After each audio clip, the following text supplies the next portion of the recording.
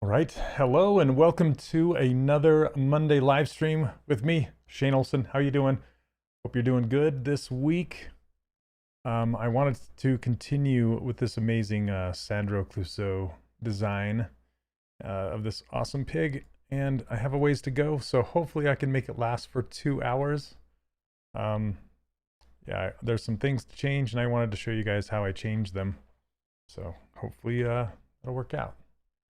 I want to just look at something.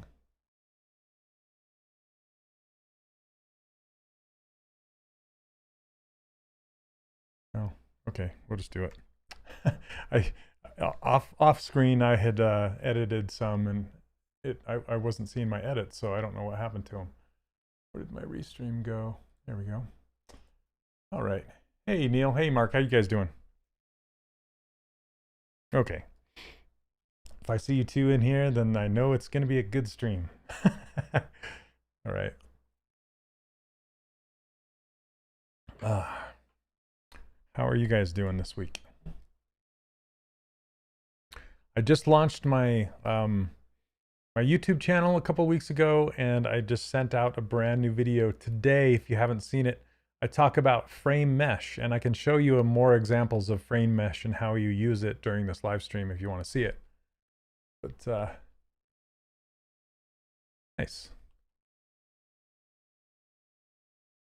Yeah, because they're super powerful. I mean, see these stripes down the pants right here? I could totally use frame mesh to make those stripes with, if I wanted to, I guess. Okay.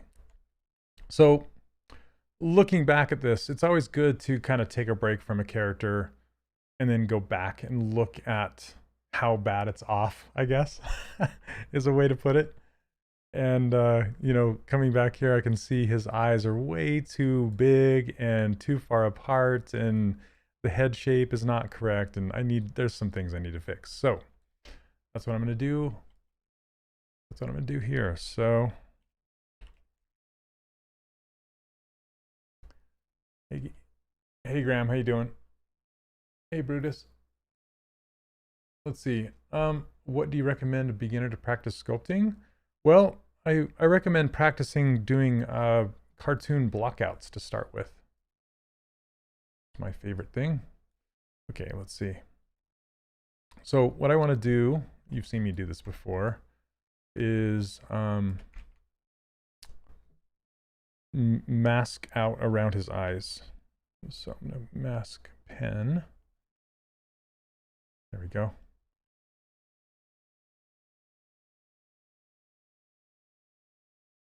Okay, it looks like he's got black eyes.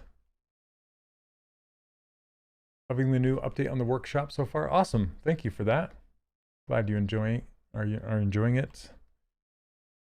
I need to send out a video to students because I think there's a bit of confusion there about 1.5, because everything that's in 1.5 currently, I've distributed.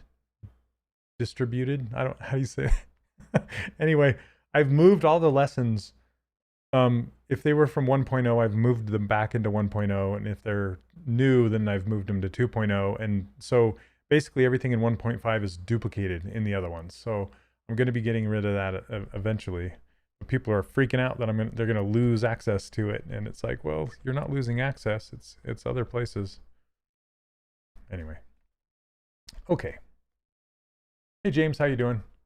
Am I left-handed? Nope, I'm a right-hander. Which is interesting because there's a lot of people that, a lot of artists that are left-handed. It kind of comes with the territory, but not me.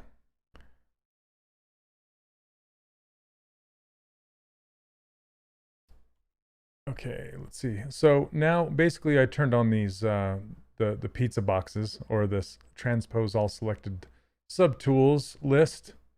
And I'm putting the gizmo out on the edge of this, this pupil, because then I can scale the eyeball from there and it won't push it back into the head too much.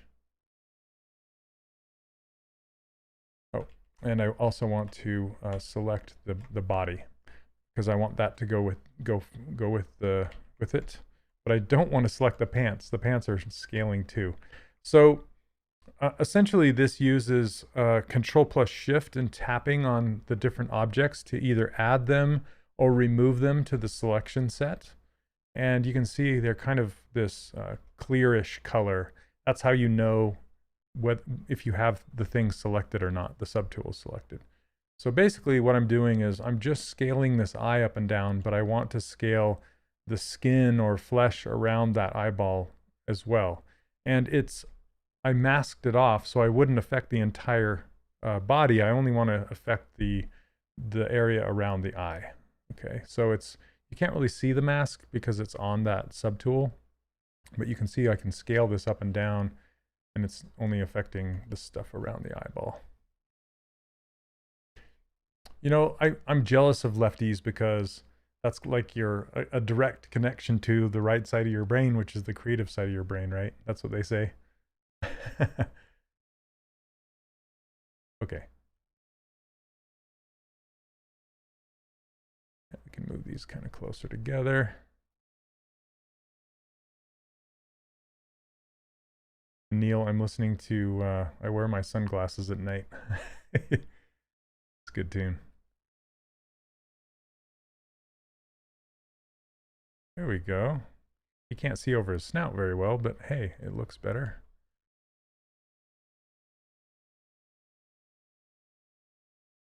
Yeah, I think that's all right. I was told it was the sign of the devil when he was in school. Yeah. I just remember all the left-handed scissors, like the little, you know, the kids' scissors in class, and being like enamored by how does this work? And I'd try it, you know, and I couldn't get it to work. All right. I have a lot of artist friends that are left-handed.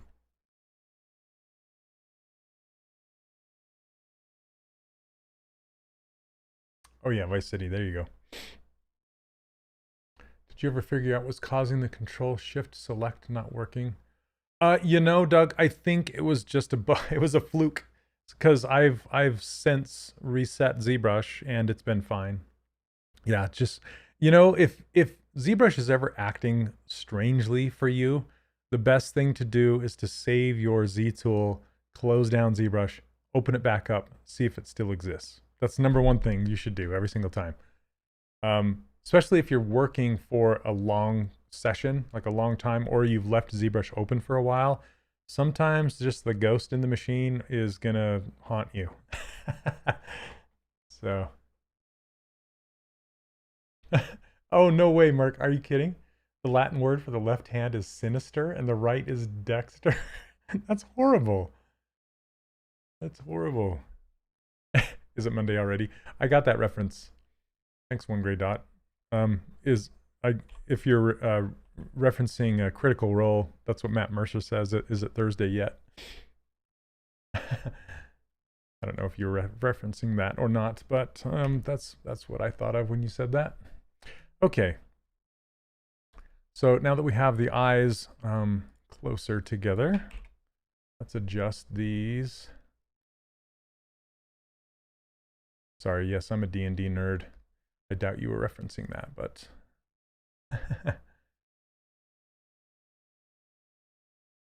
okay.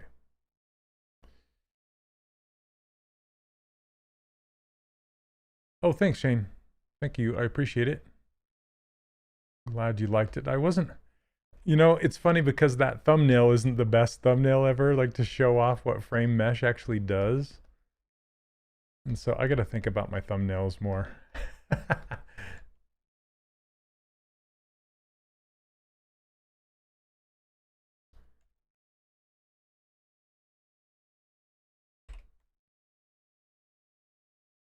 You know, it actually kind of looks like he's flipping the bird over here. This little pig, he's just like smiling, flipping the bird. The weird thing is, even though I'm left-handed, I play the guitar right-handed. Oh, that's interesting. Is anyone still playing Shadowrun? You know, I never played Shadowrun. I always wanted to, but never did.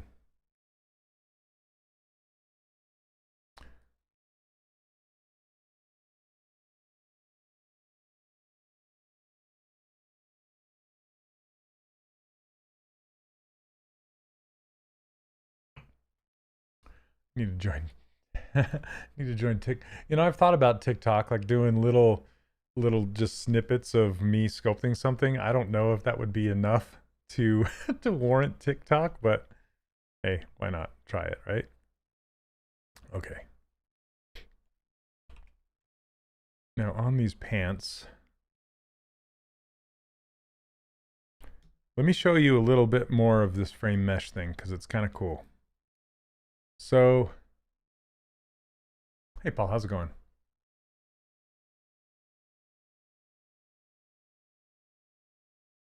Hey Barry, how are you, man? It's been a while. How are you? Okay, let's see. So I'm just going to duplicate this mesh just to, so I'm not messing with the original. We can solo it, just these shorts. And it does have thickness going on and an offset. So we're going to work on this mesh though, without all that thickness.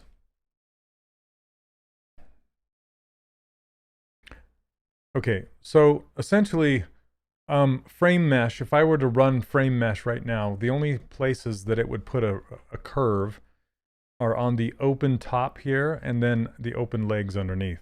So I'll show you really quickly.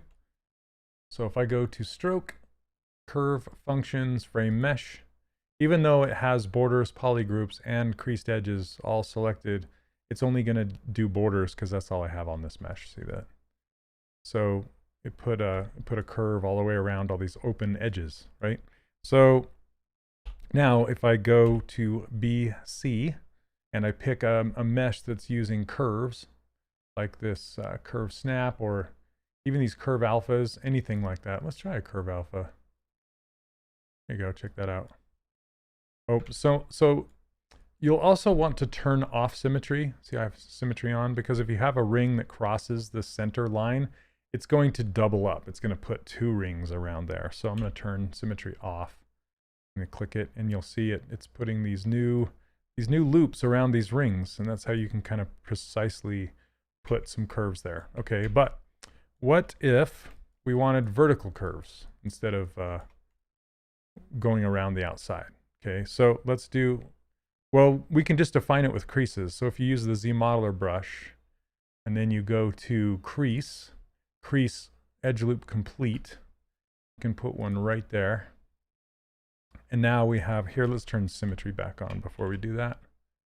Okay, so now we have creases around each side. And I can even do more here. Let's do more.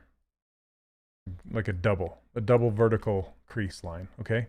So now if I hit frame mesh under stroke, I'm going to turn off border this time because I don't want it to go around the open edges. I can click it, check that out. Vertical creases or vertical curves. So now if I change to a curve brush, like this curve strap snap brush, and then click on the curve, it's going to do these double straps vertical. See that? So cool.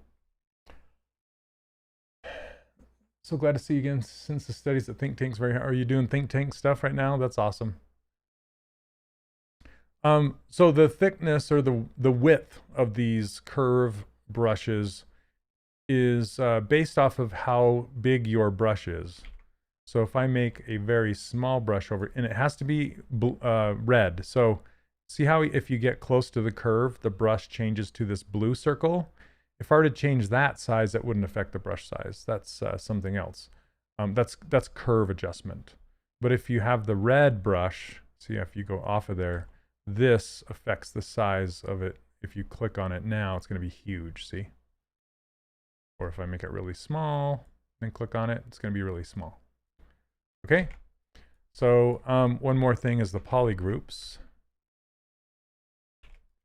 So if I go here and let's go to select lasso and put this back side into a polygroup like so. Hey Charlie, how you doing? Okay, so now we have this polygroup splitting the shorts in half, right?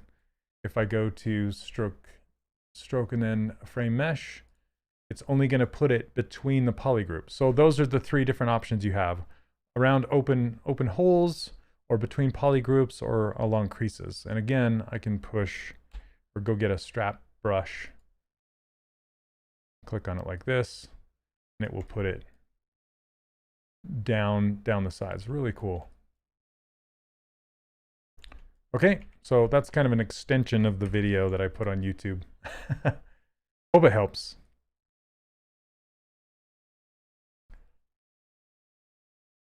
Oh, nice. Well, I'm glad he helps me out. Okay. Let's delete this now.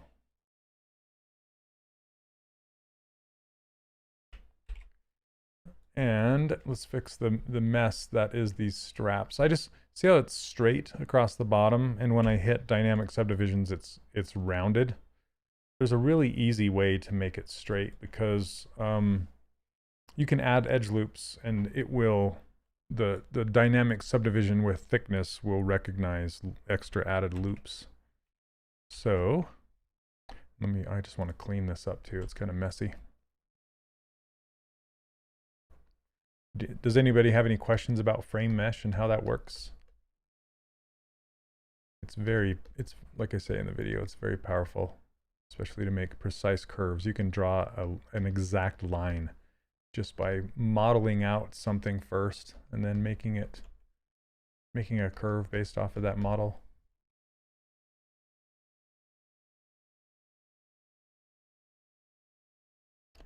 Okay, so if I do crease will, but not the same. Okay, so if this is a little more precise, I can use the Z modeler, use an insert edge loop, and just bring it down close to the bottom here, and then another one over here. And when I turn it on, you can see that it's really nice and straight, and yeah.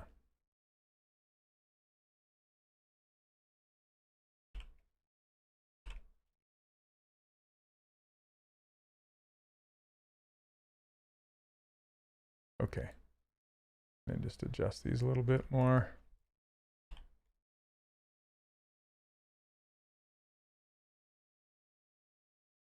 Now they're straight, and they have a bit of roundness to them, which is nice. Okay.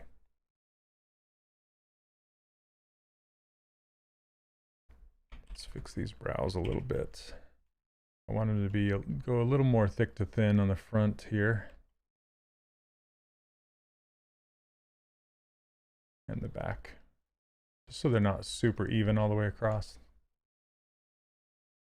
Have I used any of the 2022 features? Yeah. I love the knife brush. The knife brush is my favorite.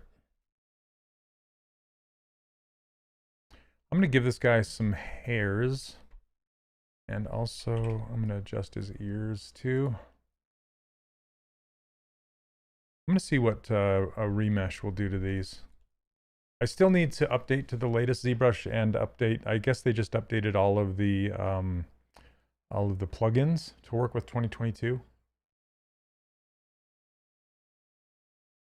So you can go to the get the latest and get those. Okay. So I want to try something with this. I'm going to mask this off. Because see how this is like pushed in inside the ear? I'm just going to make that a different polygroup and then ZRemesh it while keeping polygroups. That's the idea anyway.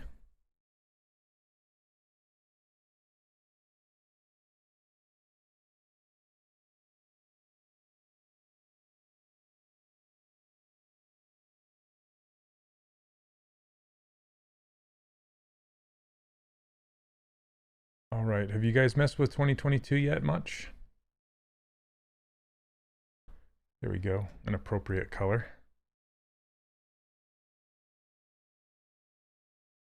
Okay, let's see.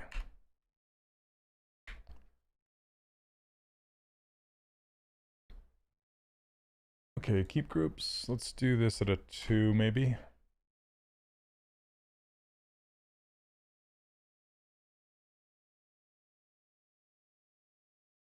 Okay, not too bad. I think if we do half a couple times, And also, if you've gotten my latest user interface for ZBrush 2022, you'll notice that I've added a few more of the ZRemesher features. And I am updating my user interface again once more because there were some things that I missed, right, Neil? that I've added, and I'm just waiting to see if I get any more feedback, so I'm not constantly saying, "Hey, there's a new one. Hey, there's a new one." So anyway, I have added some ZRemesher functionality in here. Here we go. So you clean it right up. Oh, thanks, Brutus. Okay. And then I can do an extrude polygroup all and push this in. So, and that'll give us a new polygroup on an edge.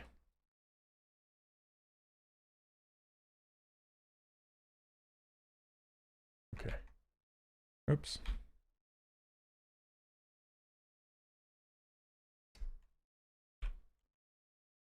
Hey there.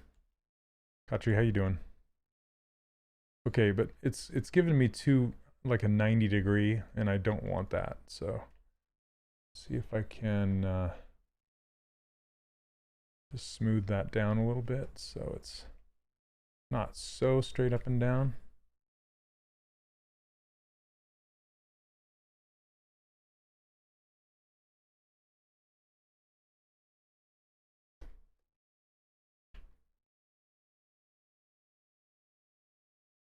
Okay, let's see what happens now if I ZRemesh that.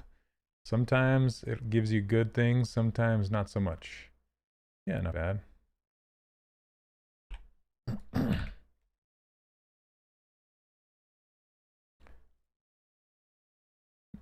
Yeah, using ZRemesher does destroy your poly paint, so beware of that.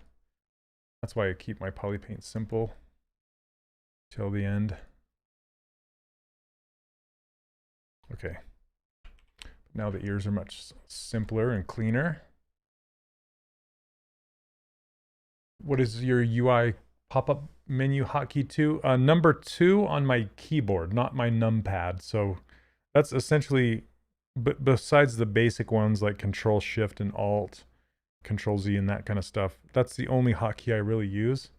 And then what I do is I put the number 2 hotkey on the back button of my pen. So that way, no matter where I'm at, the menu will pop up underneath my pen. So it works out pretty well. And then all of my most often used commands are right underneath my pen.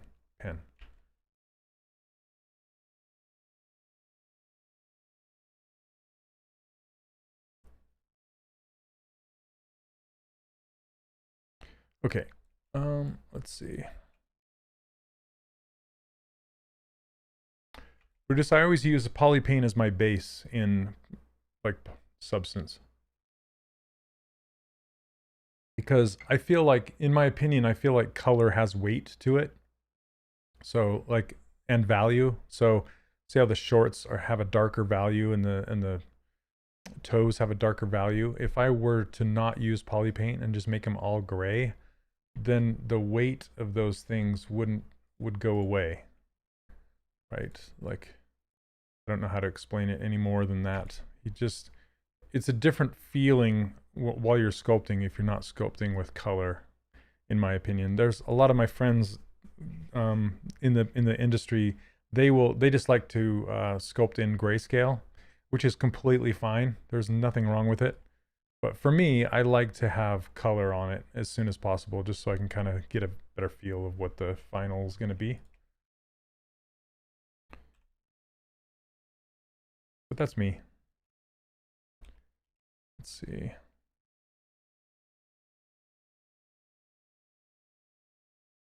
Yeah, you know, I don't use materials in ZBrush other than this skin shade 4 because it shows my poly paint the best. Well, besides flat shade, right? Because that shows no shading at all. But skin shade or ZBro paint is another one that's good. All of these, they will act as it's almost like a sheen or a different coating on top of your color. which will affect your color. So like this red, that is red mixed with the pink underneath. You can't really tell. Let me see if I can pick something else. There you go. See this gold? This gold is being mixed with the pink underneath. And that's just not, it's not what I want. So that's why I use Skin Shade 4 for everything, essentially, unless I'm trying to really look closely at my shader my sculpting surface, then I'll use something like ZBrush Gray or ZBrush Modeling or something like that. So why are you posting that? Hey, what's up, Brad? Any good 2D artists you know who sketch stylized female characters a lot? Yeah, dude, Mel is one of my best friends of all time. I have to say that. He's a super awesome guy, and he has he's incredible. And I would say like Luigi Lucarelli draws a lot of stylized females. Man, there's a lot. One of my favorites is Shane Glines, but he does pinup style stylized girls. Okay. So now that we have those ears, we have his eyes smaller. I want to fix the shape of his head. This is still masked from Gold Pig. The Golden Pig Award goes to... Okay, I want to duplicate this and run ZRemesher on this as well. Naked pig body. So I want to see what happens if I decide to... Well, he does not have a mouth cavity. He just has this crease, and I bet that mouth will be destroyed when I do the ZRemesher, but that's okay. I'm going to try it without grouping, without keeping groups. Just do it with 5. Hey, what's up, Mike? How you doing, man? All right, we'll see what happens. Fingers crossed. I'm still working on the pig from last week.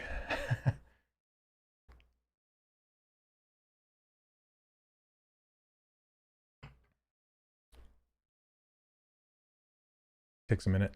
Hopefully the stream doesn't skip or lag or anything. Hey, that turned out pretty good. Not too bad. There's only a few little weird areas like this. For the most part, that's pretty good. Okay. I think, let's see. I don't know if I want to just... Yeah, yes, it's so much, you know, ZRemesher is like, I always say it's like a box of chocolates. You never know what you're going to get. But in this case, it worked out pretty good. Especially these cheeks. There's only a few weird areas like this one right here. They're just strange poles. This one right here, but it can be undone. Not bad. Not bad. Okay, I'll keep it. Doobie-doo. All right. And you want a lower resolution mesh to pose with. You don't want to pose a dynamically subdivided mesh or a Dynamesh or any of those high density meshes. You just want a low res. Is there a difference between using ZRemesher and turning Dynamesh on and off? Oh yeah, big difference, Eric. So, well, I'll just show you if you want to see what this looks like Dynameshed. If you go down to Dynamesh and turn it on, it gives you that. See that? It's like more of a square mesh. And you have to have it really high density if you want to maintain your details. So if I were to crank this up to like, whatever that is, 600, see now it's really high density and you lose a lot of the details that way. With ZRemesher, it follows your mesh. And so then you can subdivide it and keep it clean. And I'm going to try half and see what it gives me. Why not? Why not? That's pretty good, actually. That is pretty good. I'm going to keep it. His little pig butt, look at that. All right, I'm going to keep it. Okay. So let's apply this and subdivide it a couple times, and then I'm going to project the poly paint from this higher resolution one down to the lower resolution one. Okay, let's do a project. Now project in here, there's a, you can choose geometry or color. I just want color. So I'm going to turn geometry off and then hit project all. I don't know why it gives me this dialogue, but hey, sure.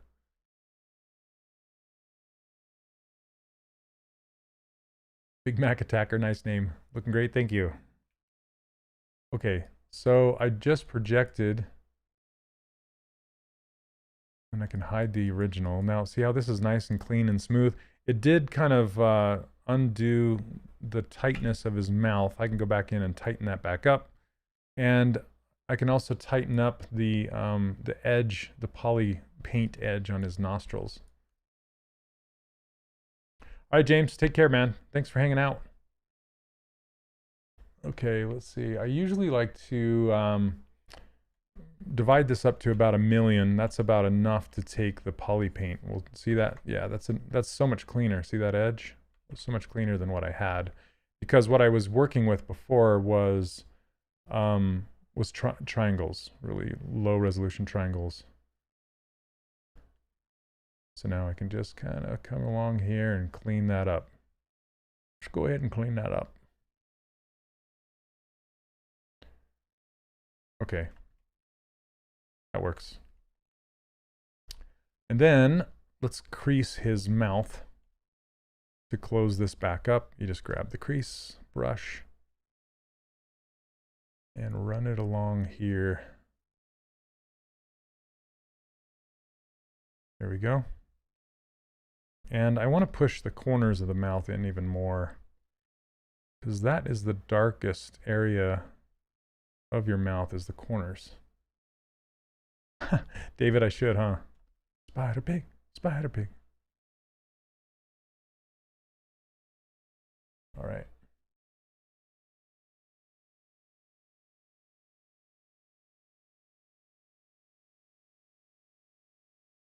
Here's my block out. It's kind of fun to see where things started. Let's delete that though. And then I'm done with this guy. So this is the original mess. You don't want to pose this, right? That's a tessemated mesh, or a dynamically topologized mesh, which is great for experimentation and adding details and things like that, because you're not going to run out of geometry.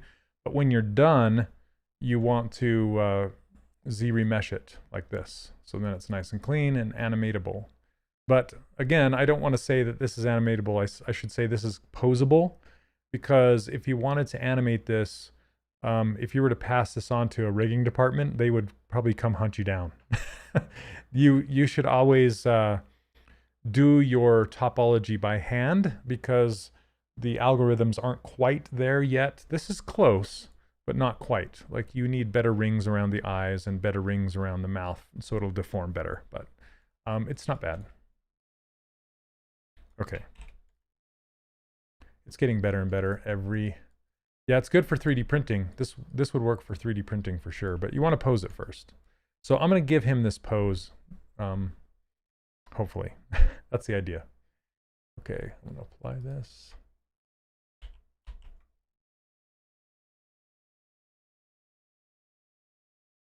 I want to paint. Okay.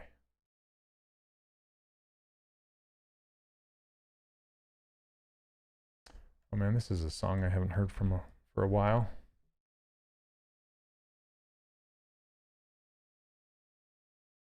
What is it? Is it Robert Palmer?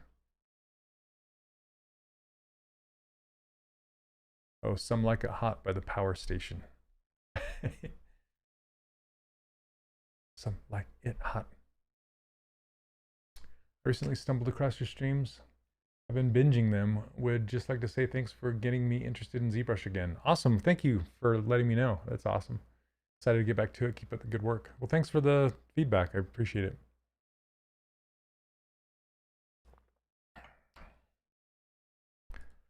Okay, let's check the other stuff. I want to adjust his feet. the little toes and the fingers. Let's put them in different poly groups or different subtools.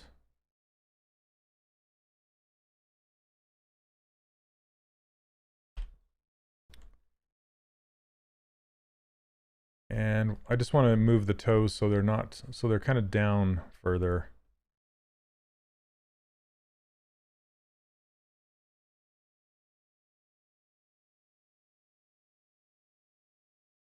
It's funny, I always thought this song was done by Robert Palmer. I'm going to use AccuCurve to get these a little pointier.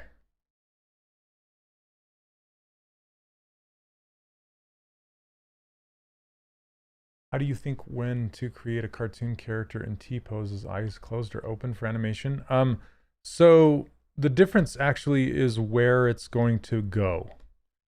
If it's going to go to a film or a television show, it's a good idea to model the character with eyes closed.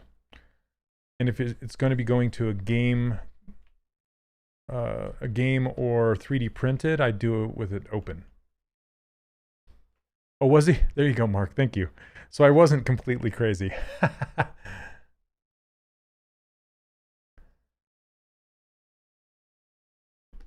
You know, these are high resolution toes that don't need to be this high resolution. So let's get lower. ZRemesh these a couple times.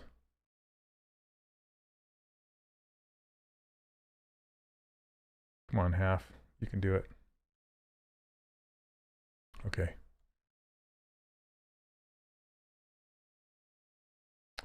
Hey, Chris, how's it going? Welcome to the stream.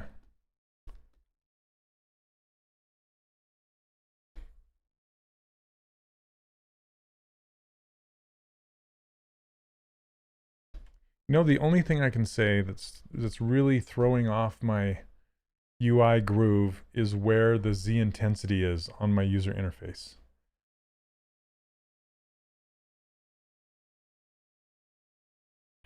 I was going to finish telling you, Elias, why that is.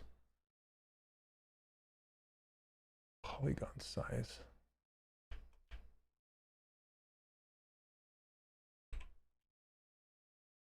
Oh, that's why it's too high resolution. There we go. Okay, so in television or film, the rig has much higher fidelity. Like you get more control, more bones, more weighted points to have you control it in. But with games, you get much fewer bones, a lot less control. So it's harder to get a good an open eye look if you have the eyes closed and you try to open them using the rig, you will not have a very good open eye look, I guess, because you don't have enough controls to make it look nice.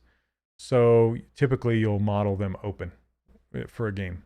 Now that's changing because it's, you know, rigs for games are getting a lot higher fidelity, but still for the most part you want to model them open. And then with film, the animators want to create what the eye shape is. So they're usually modeled closed. And that way you make sure that it's really clean and you have enough edge loops to close the eye properly and connect the eyelashes and all of that stuff up. But usually that is why.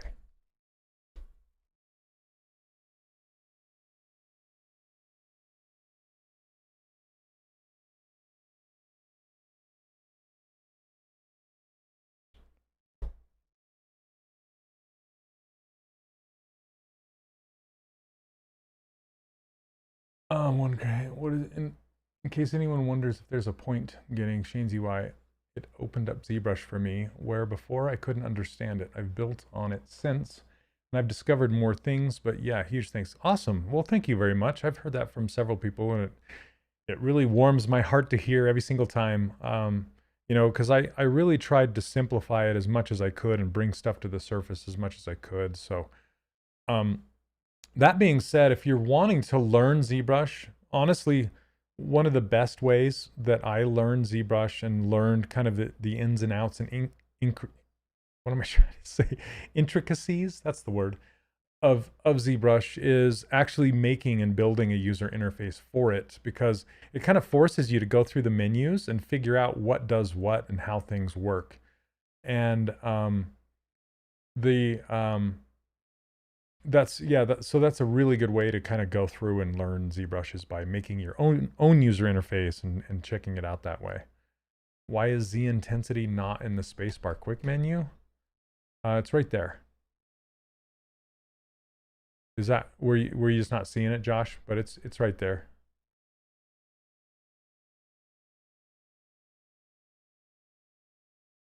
Okay.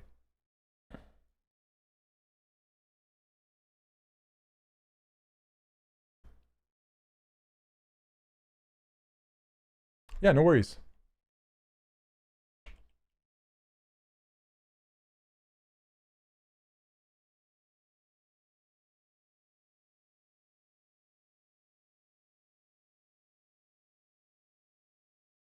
I don't want this to curl down. It's got this weird shape like a raptor claw. the pig with raptor claws. And then I kind of want these a little flatter on top.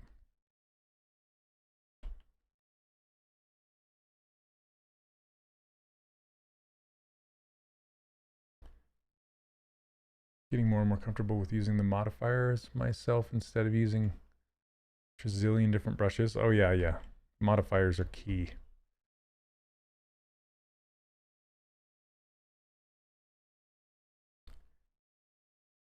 Yeah, Josh, it's been there. Yep. It's all good. It's all good.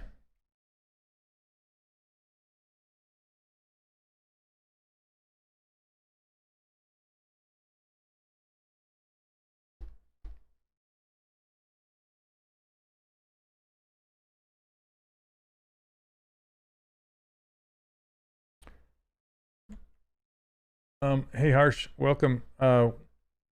Any recommendations for ZBrush tutorials and courses? Yes, I recommend, if you're looking for free, I recommend ZBrush Classroom is free. And there's a YouTube channel of Michael Pavlovich. He makes a lot of amazing free tutorials. And then you can also follow my YouTube channel. It's just 3D Character Workshop. That YouTube channel. I'm starting to post more and more videos and little tips and tricks. And then I have an online course if you want paid. It's called the 3D Character Workshop, and I teach you how to make stylized characters specifically in that course. If you're looking for that.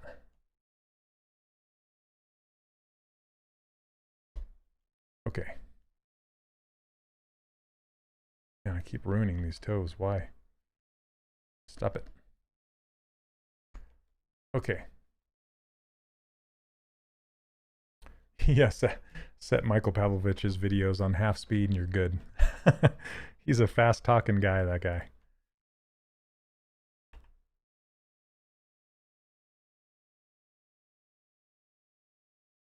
Thanks, Neil. All right, let's do the same thing with the fingers there. Those are much better. And I want to kind of flatten his feet a little bit.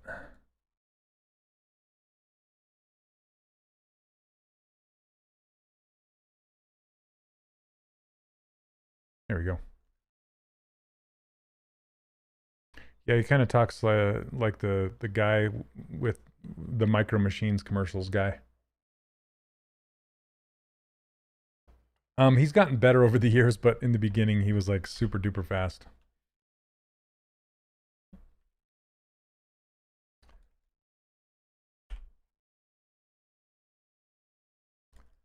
Okay, let's see. Let's put these now. If you ever have objects that are all in the same poly group and you want to get them in different poly groups, it's really easy. You just have to go to auto groups. The only problem with that is it doesn't recognize symmetry. So how to get it symmetrical is you just use mirror and weld, but you want to make sure you turn off local transformations first. Wait, local symmetry, sorry. You want to turn local symmetry off first.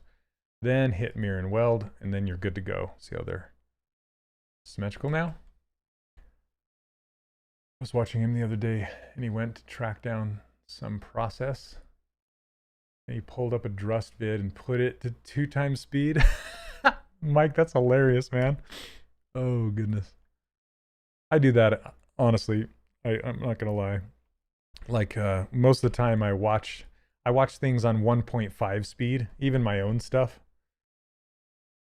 And every time I put it on normal speed, I feel like I'm talking like this, you know?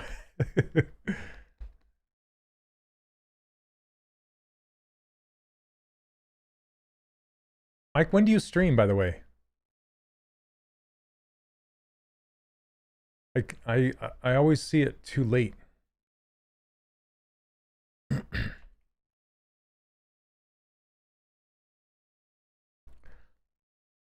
So you guys, I have to point out who Mike May is. Mike May is a longtime friend of mine, phenomenal artist, and you've been ZBrushing more and more lately, right?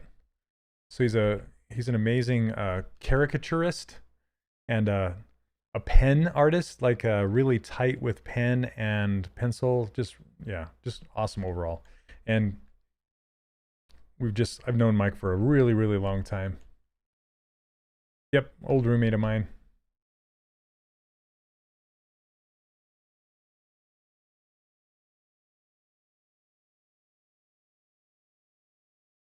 Usually in the spring, that was it. Oh, usually in the spring.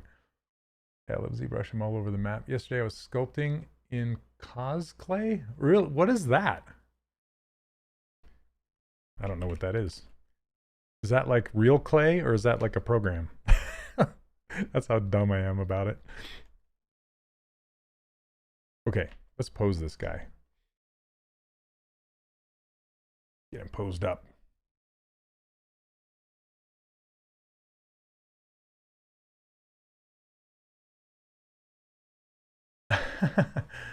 Cosplay is like sculpting. Oh, okay. Awesome. My biggest struggle with learning ZBrush right now is the camera navigation. I end up rotating in odd ways, or when snapping to the side, it snaps somewhere else. Okay, well, let me show you, Josh. Let me show you some stuff. Mike, go ahead and post your link in the in the chat, and then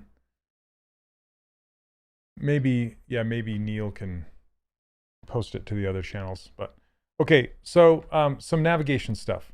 If you're coming from another software like Maya or something like that, I found it really frustrating because Maya locks the navigation onto 2 axes, while ZBrush opens up the third one, so it's like a trackball. It's called trackball navigation, and you can unlock that on various programs. But when I first started using ZBrush, I hated it. I hated the navigation.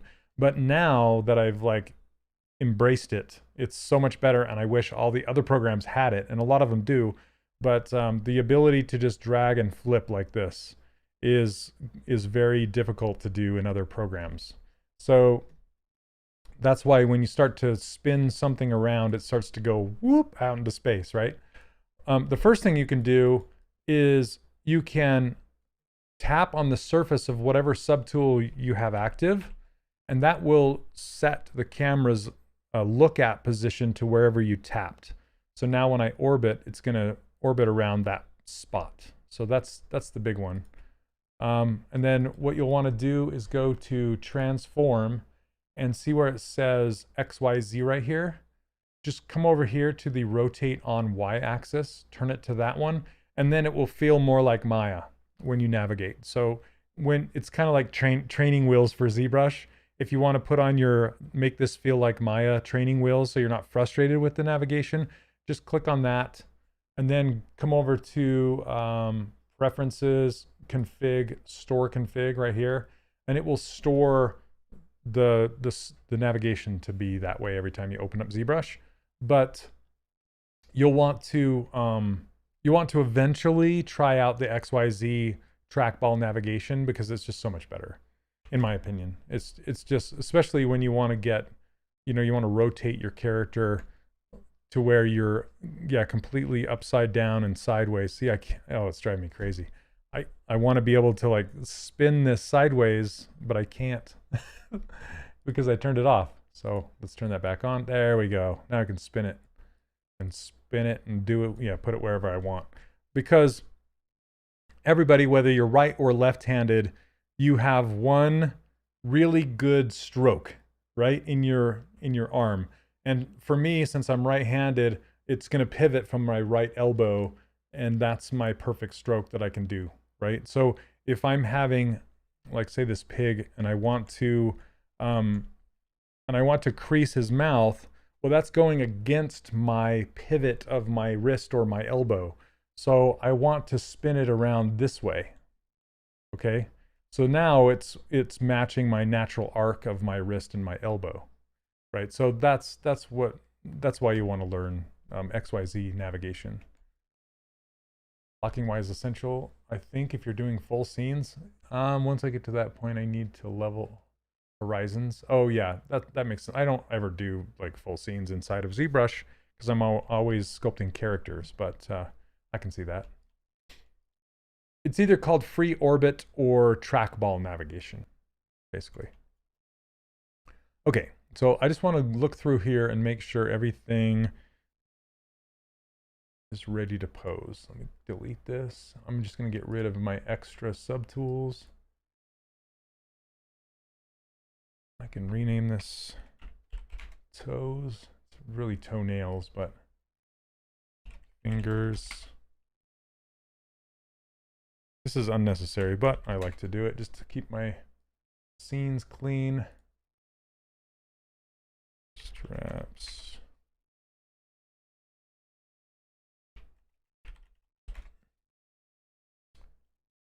Pants.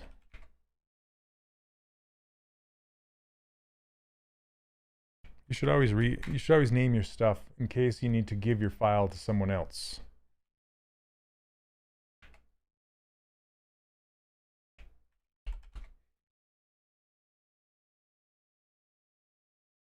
Pupils, oops, pupils, and lids. Oops. There we go, done. All right, yeah, coming from my unblended, this trackball rotation is completely throwing me off. Yep, that's why. Yes, Neil, I am gonna do his little hair strands. Actually, thanks for bringing that up, because I'm gonna do his tail as well. Can you bake ID maps from high res to low res meshes to use for texturing? Hey Tim Dan, how you doing? It's been a while, man. So the answer to that is a little more involved. So you can do it, yes. In ZBrush, not so much. So what I'll do is for an ID map, I'll actually save my character off as a new file, and then I'll polypaint my ID map, and then I will export that high resolution version out as an ID map baker, right? So I can use that as my high res ID map. But in ZBrush, it doesn't work as well because there's a limitation, a pretty heavy limitation, and that is you have to bake your high to the same low that makes up that high. So I know this is getting a little technical, but in other baking programs, you can usually bake multiple high resolution models to one low resolution model. And that is not possible in ZBrush, unfortunately, at this point. So maybe eventually it'll work, but right now that's the number one thing stopping me from baking inside of ZBrush is just that 1-to-1 ratio. You can't do multiple to one. That's it. But it works perfectly to bake like elsewhere. So, and that's what I do. And Polypaint works great because then you can just fill your different subtools with a really bright, obnoxious color for every single part. And what I'll usually do is I'll fill the pieces with the same color that's associated with a material like metal or wood or, you know, fabric, whatever it is. I'll fill them all that color. Like yellow represents cloth or something like that, and I'll fill everything that's cloth with yellow. A small tip when new is to move your cursor into the middle of the screen and start with small moves. Yeah, that's a good one, Paul. Yeah, you don't want to be navigating out here. Just be in the middle. Also, and Paul, oh my gosh, what? Another Paul name just popped into my head.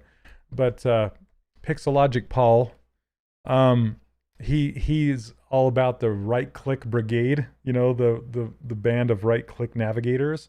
And basically what that means is Paul Gabry, by the way, is his name. So, and he works for Pixologic, but RightClick Navigation will kind of open up a better navigation for you, in my opinion.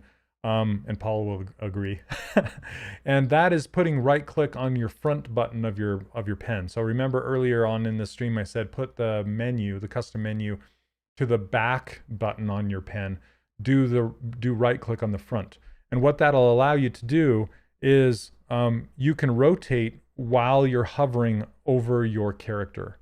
So typically if you're using a mouse or a different way of navigating, you have to go outside of your character, like over here, in order to orbit around your character. But if you're using right click, you can hover and use right click and rotate around your character. So that's the only way that's possible, is by using right click and using right click zoom as well.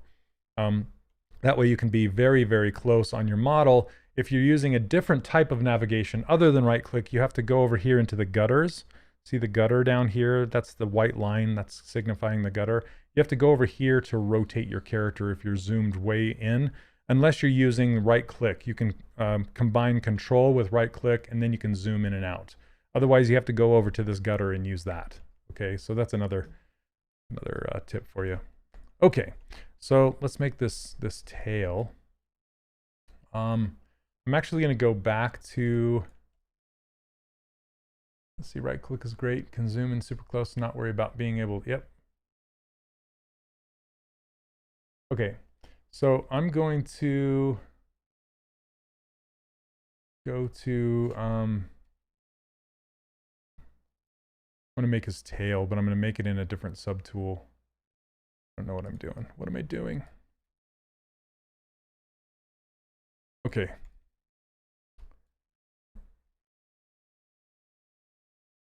Let me see if there's a spiral inside of here. Do any of these spiral? I think a ring might spiral. Let's try it. I don't think it does though. Coverage, divide. No.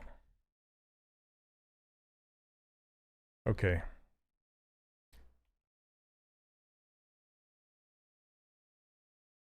So I'm going to turn that off.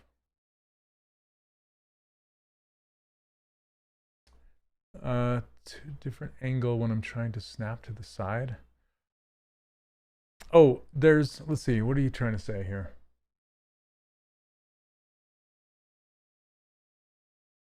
Yeah, also, do not have, what is it called? Perspective turned on while you're trying to navigate inside of ZBrush, because it'll throw you off. So just stay in orthographic, and then as you're starting to turn, you can hold down shift or add shift to your turn, and that's going to snap. And that's your best friend, being able to snap your camera. And again, I wish that was in other programs, being able to snap your camera. I know it is in some, but I use it so much that it's like, yeah, and I can't remember what other program, but it's like it's on Alt instead of Shift, and it throws my brain. So I'm sure you're feeling the same thing with ZBrush. So, okay. 1 second. Let me do an append. I want to append this helix. Then go to this initialize. No, come on.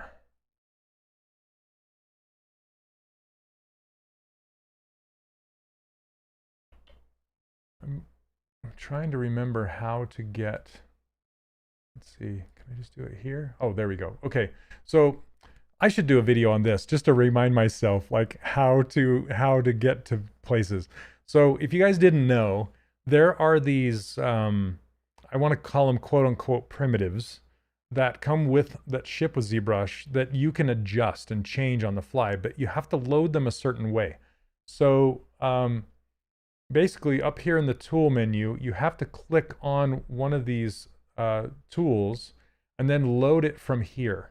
Okay, otherwise, if you're going to try and append one of those things, that's why I'm trying to do it in a different tool. So say this pig, for example, if I wanted to append one of those primitives to this, I can. So you append, and I'll pick this gear, or let's just pick this spiral. Okay, so here's this conch shell spiral thing that I want to use, but if I click on it, and then I go down to initialize is where you make the adjustments, I can't. This initializes a different, like a cube or a sphere or something like that. That's not what I want. I want a different menu that I can change the spiral to do what I want. So see if I click on one of these tools and I go and I pick a spiral now, or a helix. Actually, I do want a spiral. Let's see. No, I want the helix. Okay, so now if I click on this helix, you can see that it gives me a different initialize menu. It has different options like align and coverage, and it's kind of like the initialize under the gear menu with these primitives. It's kind of like that, but there's not cones. It's actually in a menu over here. Okay, so now I can adjust the profile of it. I can adjust the radius. There's a few things I can do to make this like a pigtail. Neil, oh funny. Okay, so basically this, I'm just going to go through and show you what this does. See this coverage? It's like more or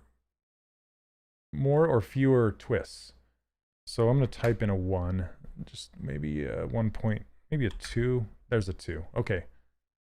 So now we have a beginning of our corkscrew, and then our profile, or the radius, this is the thin to thick to thin that we were having before, and I just want it to start out thick and go to thin.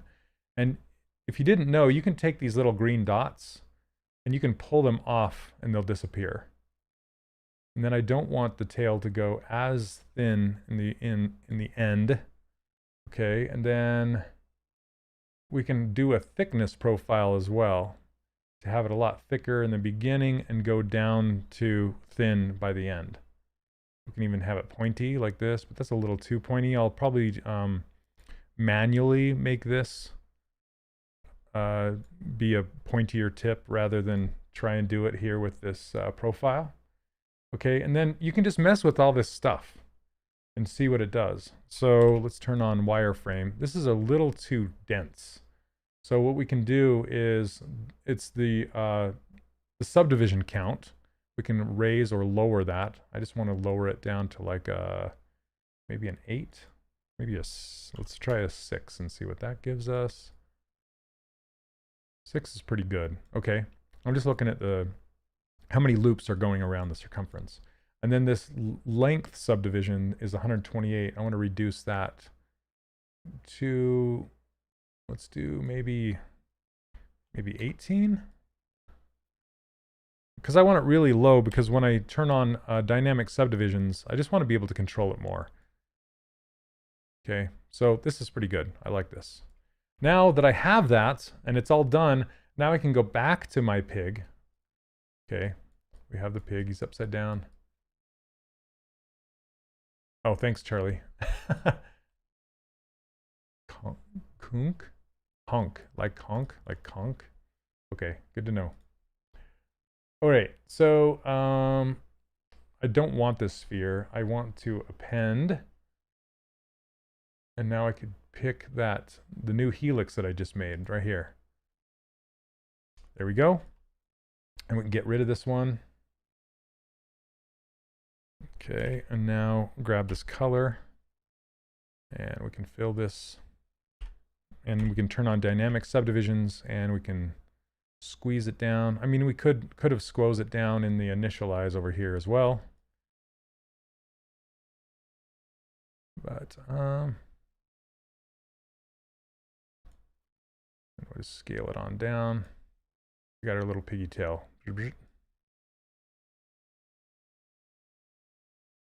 Okay.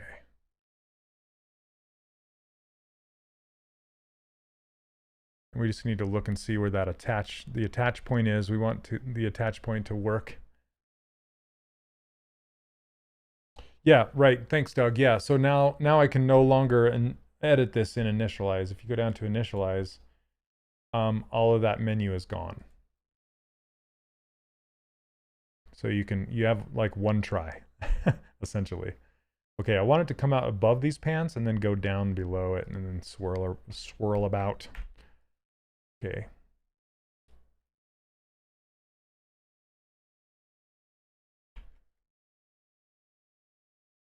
Okay, let's do move infinite so I can kind of pull this whole thing over.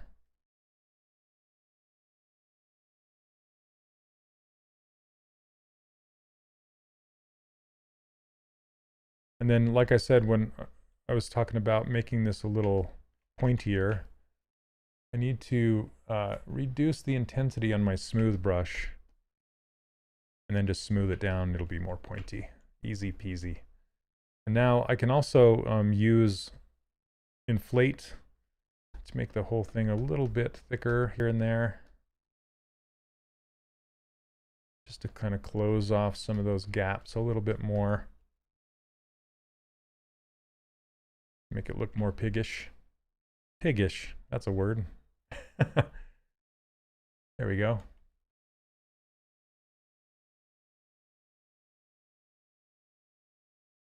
Hey, what's up, Thomas? How you doing? So Neil's saying, work smarter, not harder. I would have used an appendage from your primitives and then tried to shape it with the bend curve mod. You can do that, but you wouldn't get as, like you said, you wouldn't get as much control to start with.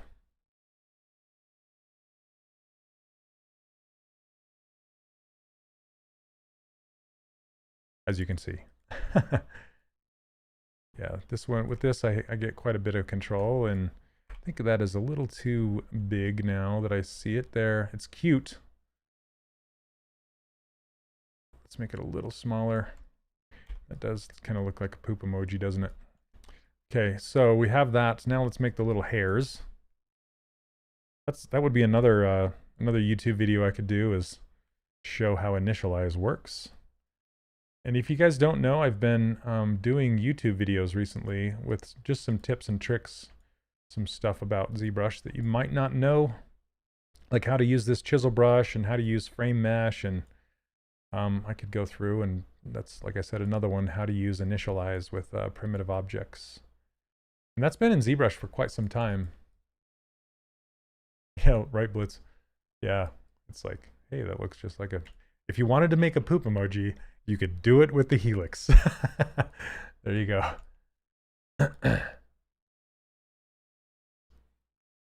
Yeah, Brutus, I'm glad you like them.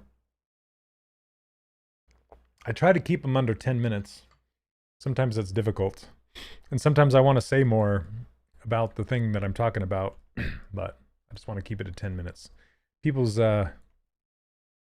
attention spans are short these days. Like a gnat.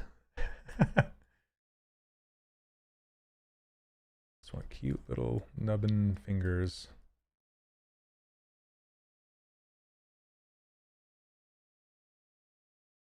There we go. Okay, and let's give him some of those little hairs on the top of his head. Now with this one, I will use an appendage brush. Let's see. I don't know why he's got these little white squares, but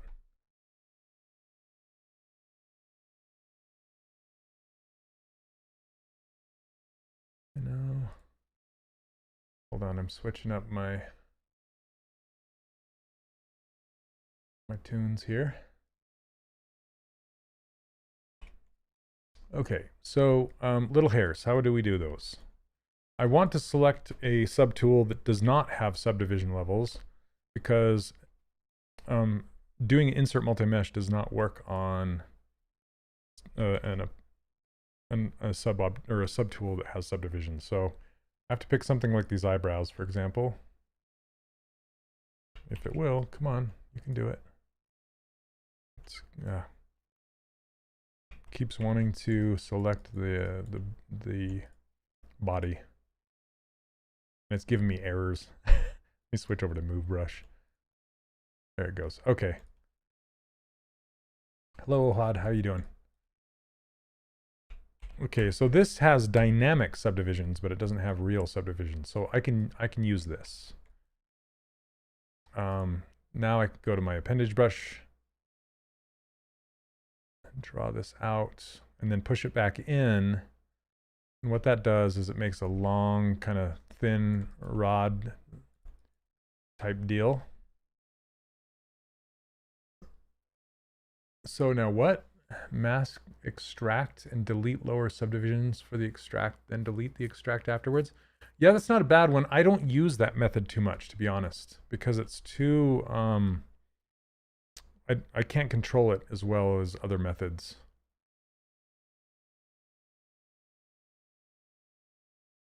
You said you'll show us the precise curves with frame mesh. Oh, hey Neil, would you mind posting the link to that? I did in the stream. While I was, earlier during the stream, I showed a little more. Okay, so I'm going to split this off.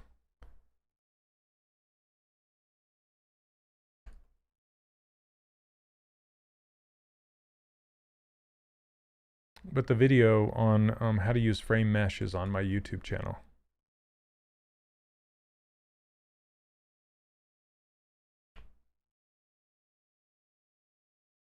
Okay.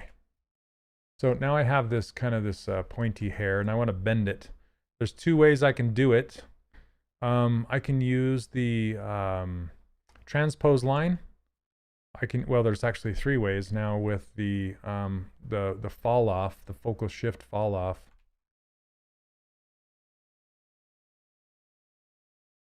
Let me see if I can change this and see if it'll change it. There it goes. Look at this. Okay, you guys, check this out. So this is new. This is something that Pixologic added to the gizmo. It's the gizmo fall off feature.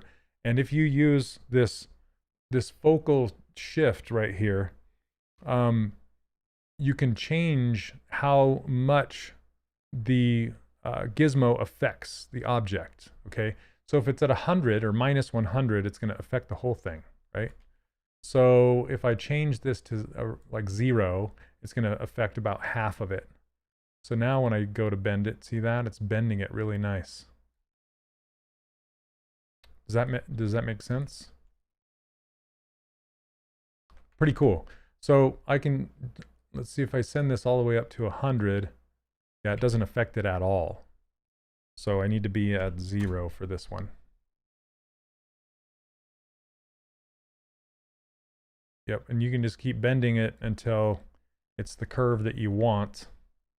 That's probably too much. Maybe something like this. And then go back to minus 100 so I can use it at full strength. And then, this hair is a bit thick, but if I'm going to print this guy, it needs to be that way.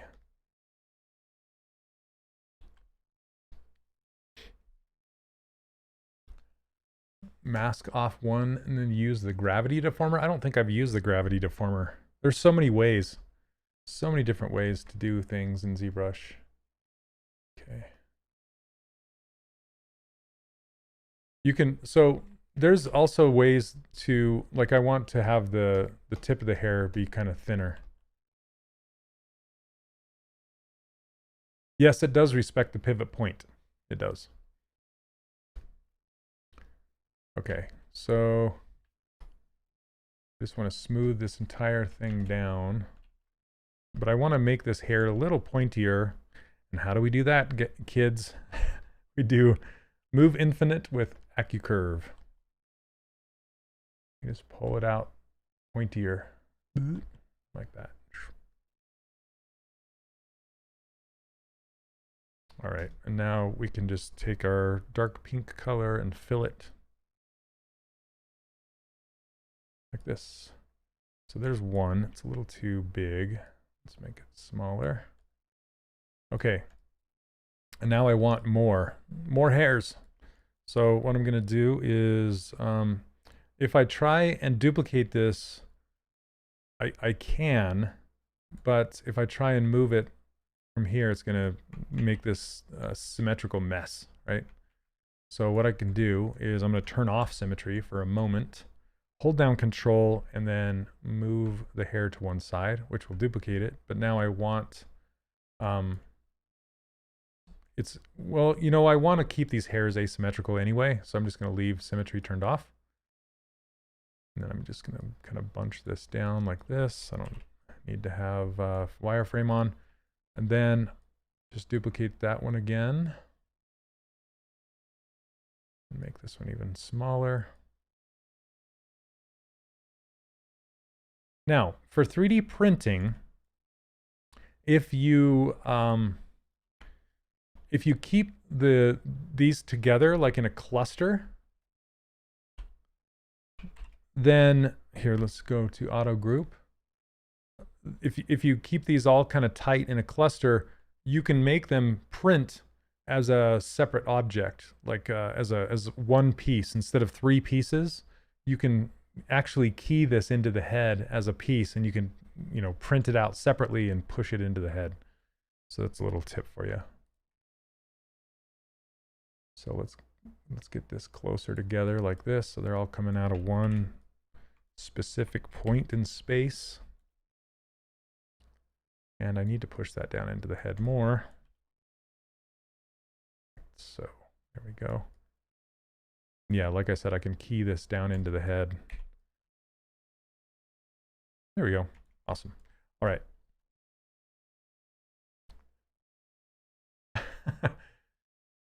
If only getting hair was as easy as that in real life. Yeah, Neil, I have no hair at all. Just, well, I have, my kids say it's like it moved down onto your face. Like I grew through my hair. Oh man.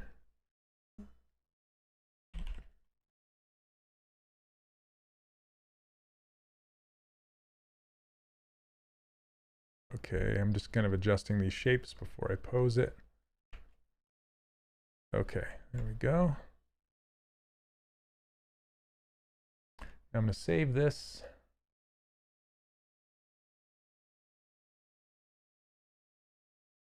Okay.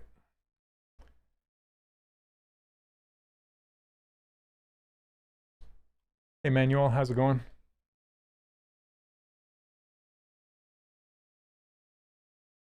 Okay, if I missed any questions, please post them again, because sometimes I do.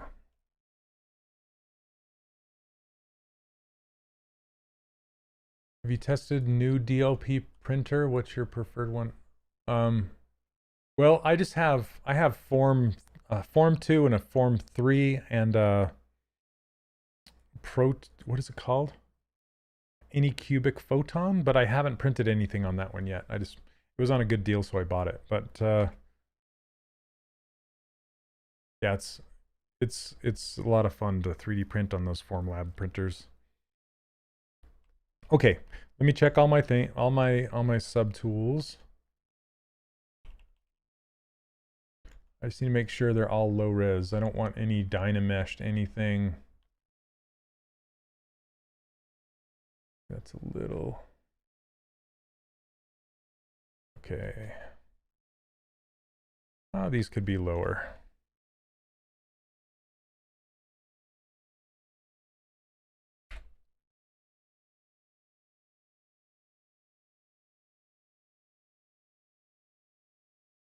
Sphere bashing. I like that a lot. Sphere bashing. I'm actually going to go lower. Let's do 0.1. There we go.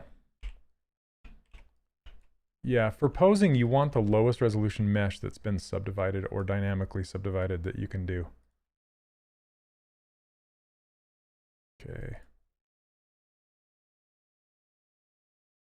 All right. That works. Let me save it one more time.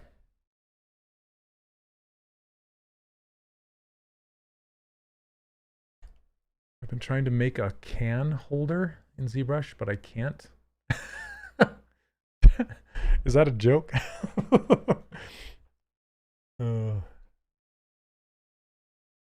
How often do you need to reprint a model? What do you mean, reprint? Like for failed prints?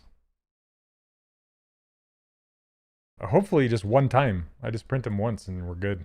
Unless somebody else wants one. Sometimes I'll get failed prints, but not too often.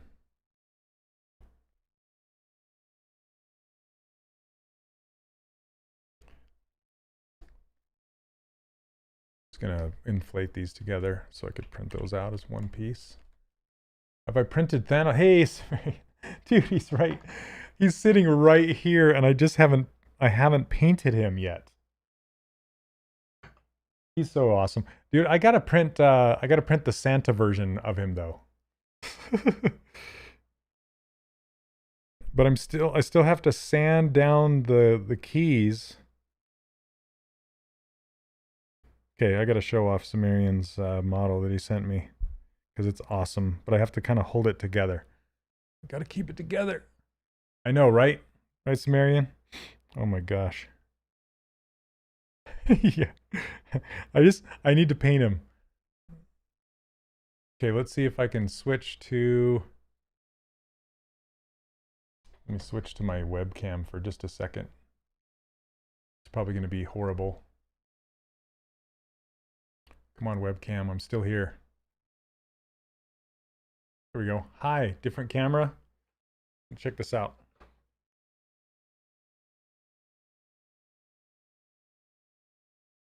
This Thanos. See, the arms, the key is not fitting in the key here. There.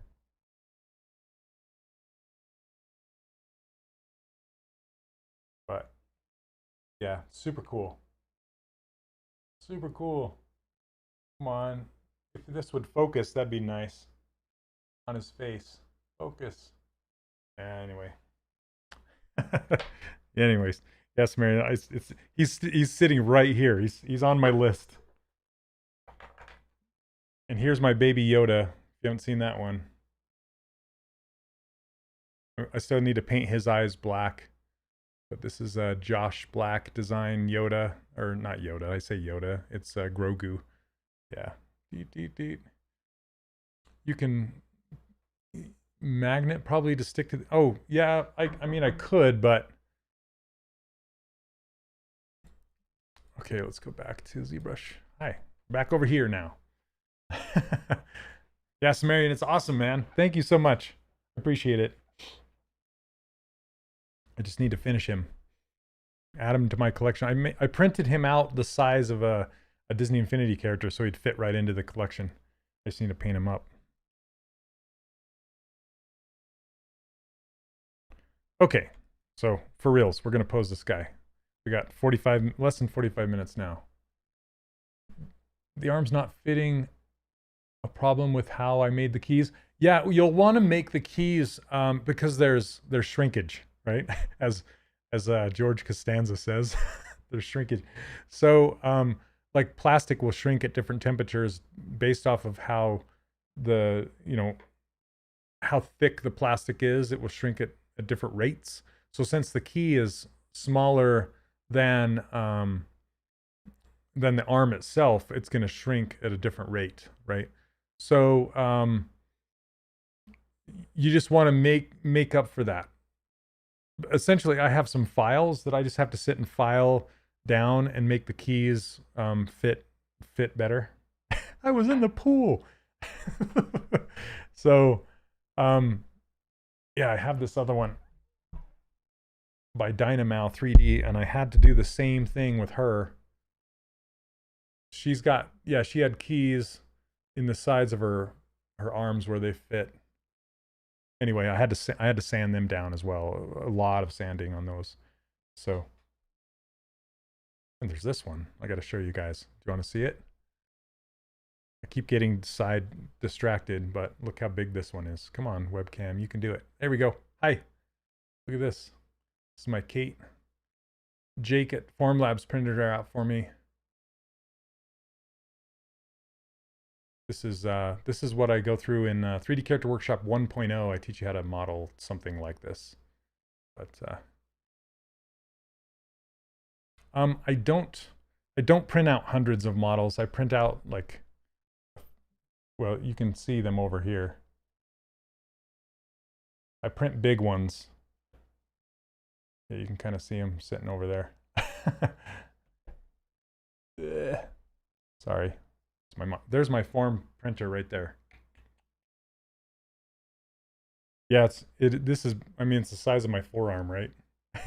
You can see how big she is. She's huge. Oh man. I wouldn't even say dozens. I'd say like I can count them on one hand. You know, the ones that I've printed.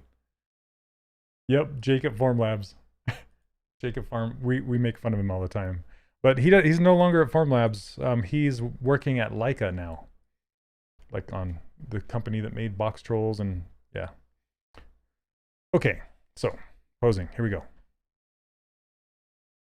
And this is gonna look strange because there's a lot of, you know what? I'm gonna apply my dynamic subdivisions to these objects before I pose it, because if you don't, I can show you what happens. If I hit this T-pose mesh right now, if I don't apply the subdivisions, you'll see like the eyebrows are just paper thin, and the straps are paper thin. So I could pose him like this, and I might. It's easier actually. Yeah, let's just pose him. Let's do it.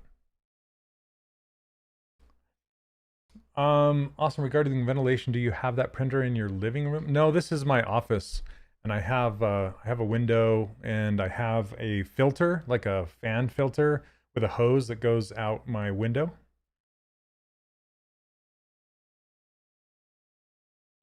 Yeah, Paranorman is great. Okay, let's see if we can pose this guy in a short amount of time. Now the key to posing is masking. So let's see.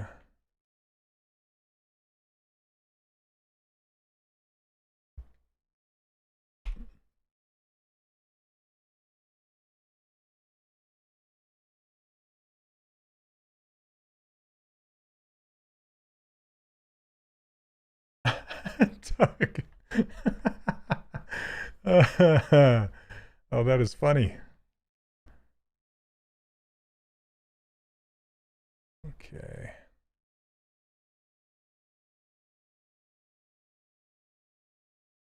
Okay, you got to be careful. See where I masked his tail off. I don't want to bend it too much or I'll tweak it and break it.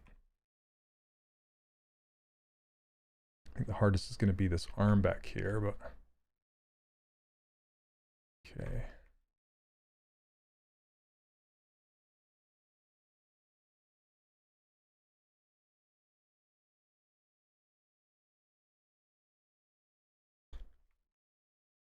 Sorry, I got to kind of focus here for a minute.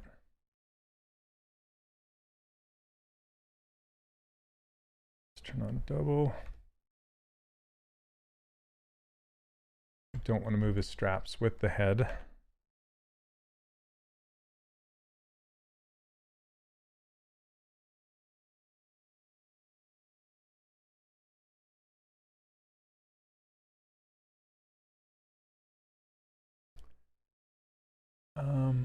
Is the key really necessary on small models? A good glue wouldn't yeah, a good glue would hold it. It just makes it a little stronger is all.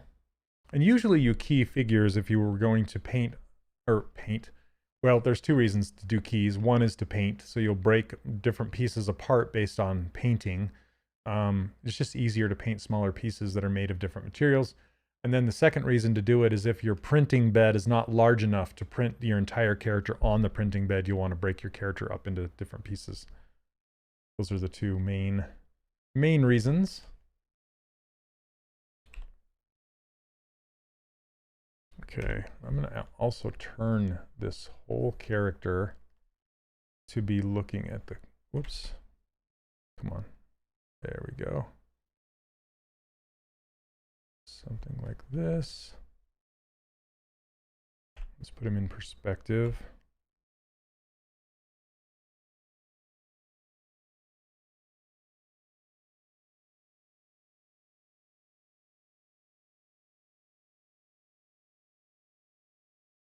Okay. I kind of want to shrink his whole lower bottom half up.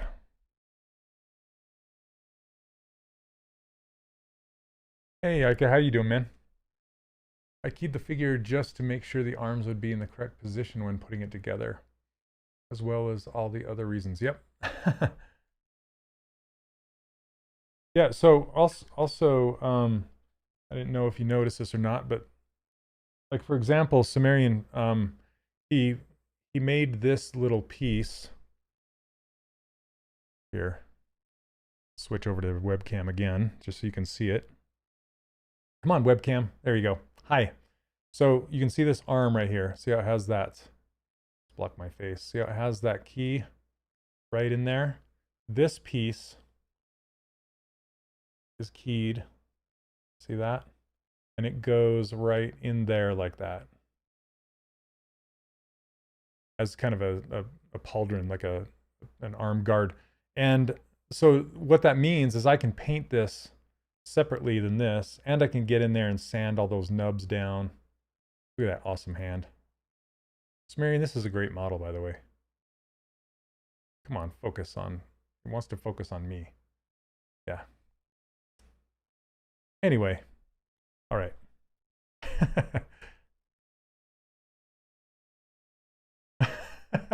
I know. I need to print 2. I need to print 1 more with the Santa hat. I just wanted him to fit with my collection, right? So I printed him without his hat first, and then I was going to do another one. What level is that armor? +3. Okay, now this back hand is going to be the most difficult to get right. Let's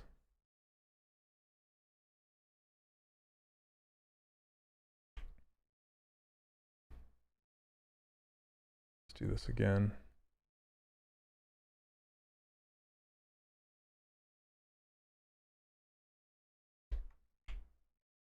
Let's see.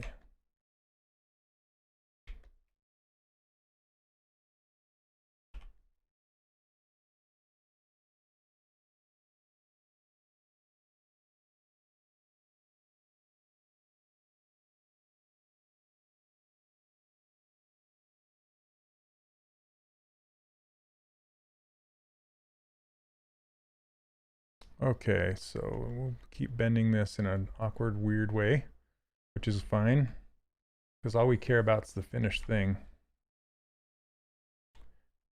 Hey there, welcome to the stream.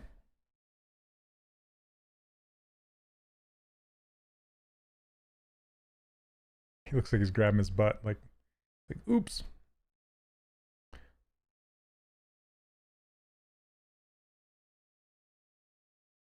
So I'm thinking he's like just kind of, you know, curling his arm up behind him or his hand up behind him. That's why he's saying hello or something.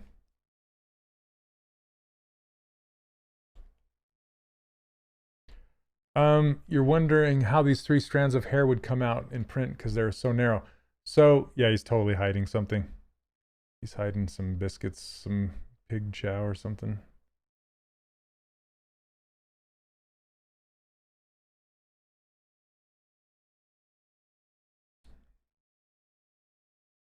Okay.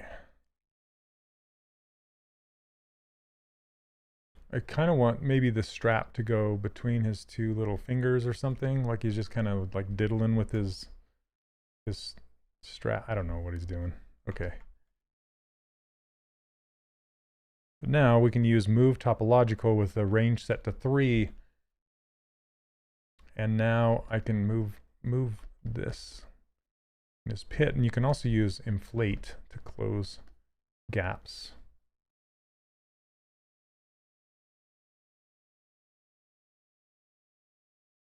I won't be able to see what the strap is doing until I go back out of pose mode.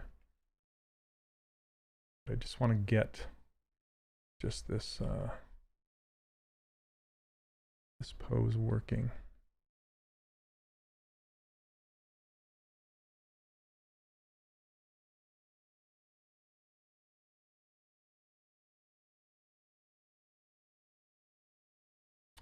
Okay, so now I can see that now that that arm is back there, I'm missing my line of action, which is right like this.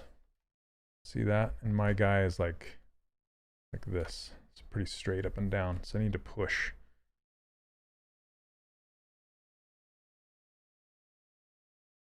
When you're asking about the whiskers, hold on one sec. Or the little hairs, I can show you one sec.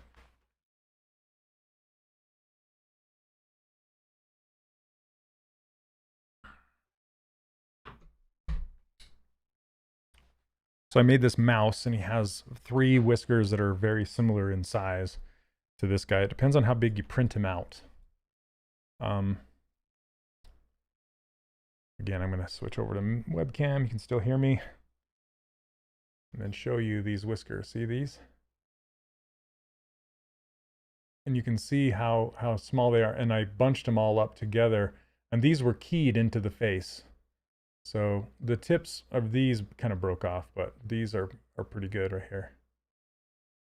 They printed out quite small. So I kind of picture it working like this guy. And I made this guy during the stream like a couple years ago or last year. So you can go and watch that if you want. Watch me make that guy.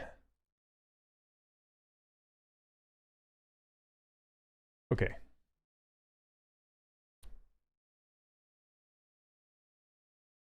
So let's go.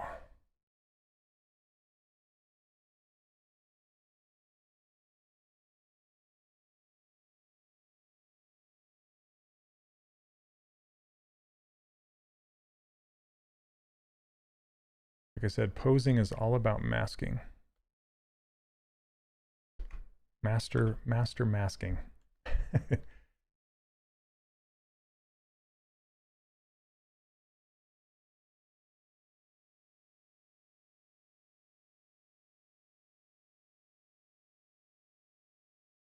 Okay, let's see.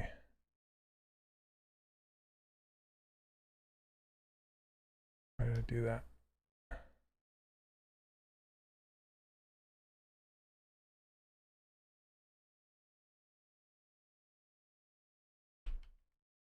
Maybe just move it back.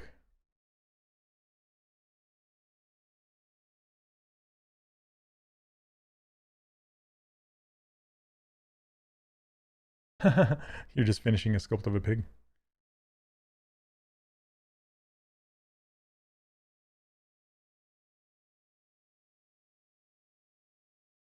Pigs are fun, for sure.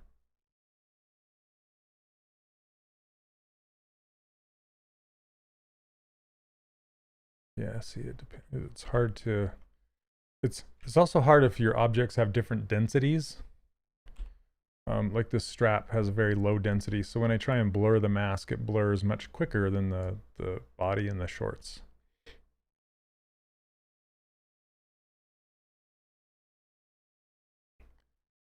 Let's see, and I do want to add like this cool droopiness to the shorts. See how they kind of goes up where it's being pulled.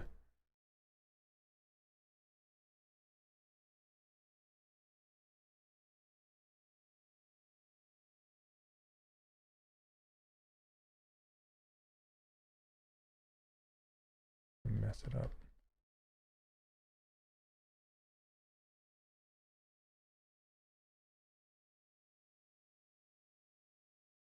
Something like this.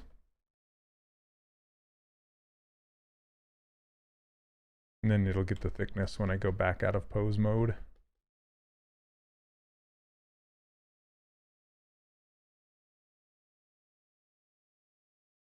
Make room for that belly. In fact, I'm going to pull his belly out a little bit more.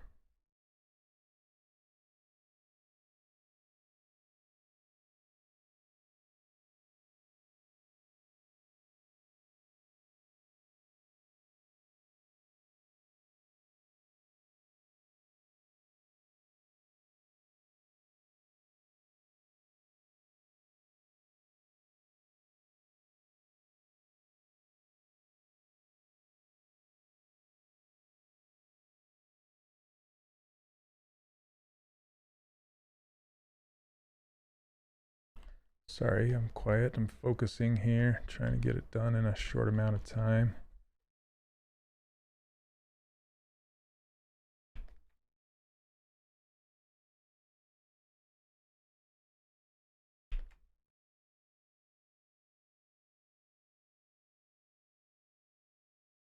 Episode 81 was the mouse, huh?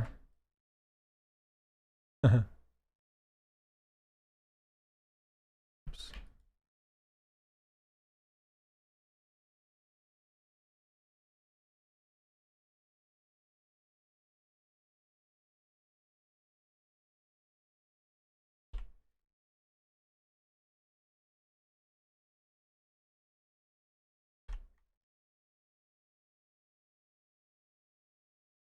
What episode is this, Meal? Do you know?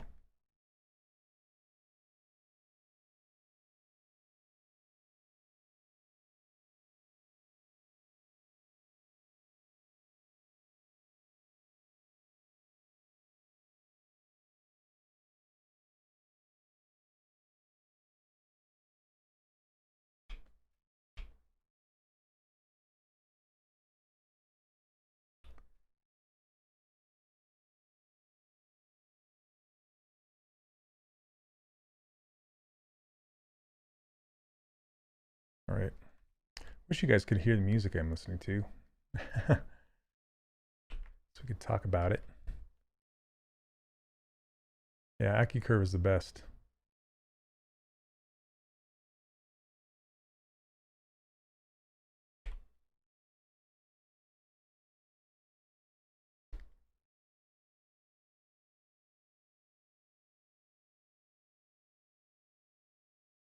Oh, come on.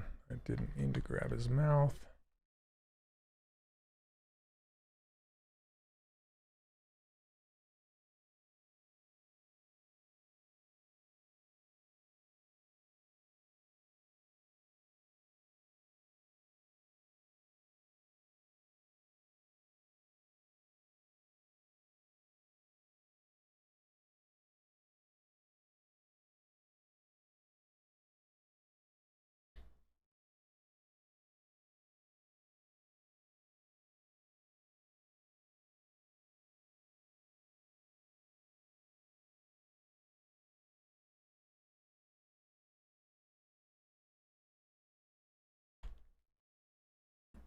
Could use that service. What are you talking about?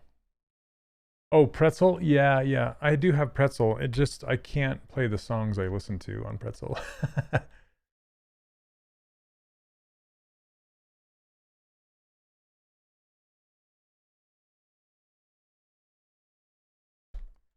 amazes me that most of you create all these wonderful characters for only one pose. Yeah, yeah. It's like it's interesting because when I worked for a game studio, I didn't do that, right? I was creating characters to be rigged and then animated. But I much prefer to make characters for collectibles. That way I can really focus on the one pose. I could focus on 3D printing. Yeah, I just enjoy it a lot more.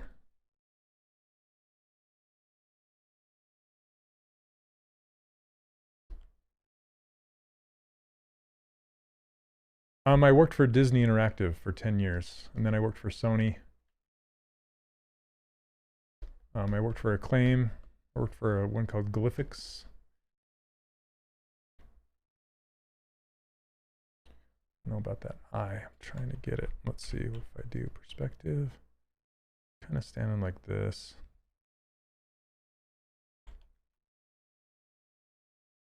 Have I messed with photogrammetry? No, not too much. That's more for realistic characters and realistic environments.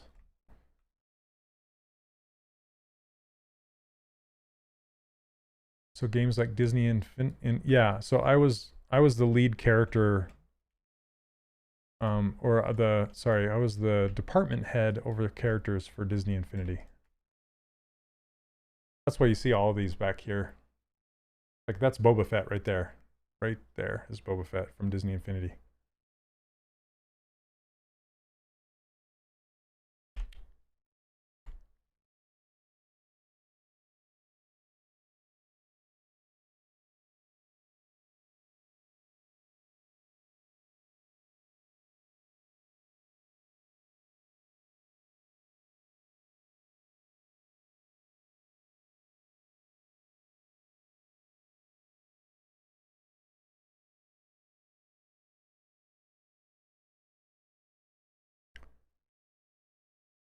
gotta love a wall-eyed pig. Makes me even more enduring, right? I think it's about 194. Collectible character is a lot of fun. I have sent a lot of money to Kid Robot over the years. Yeah. Do you want to see Boba Fett? Since I'm showing these characters off. Hold on one sec. I'll get him.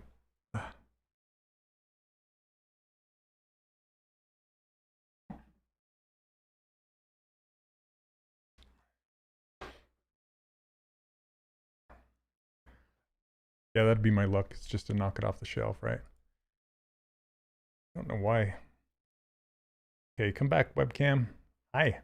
Here you go. Boba Fett. Yeah, he's big. See my hand?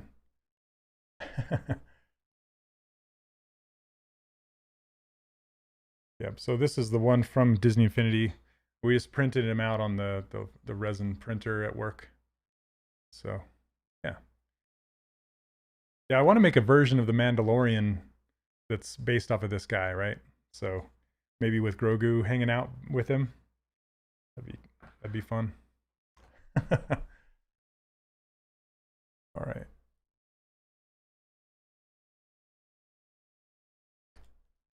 What's print time for a model that size? I think I want to say like 14 hours, maybe something like that.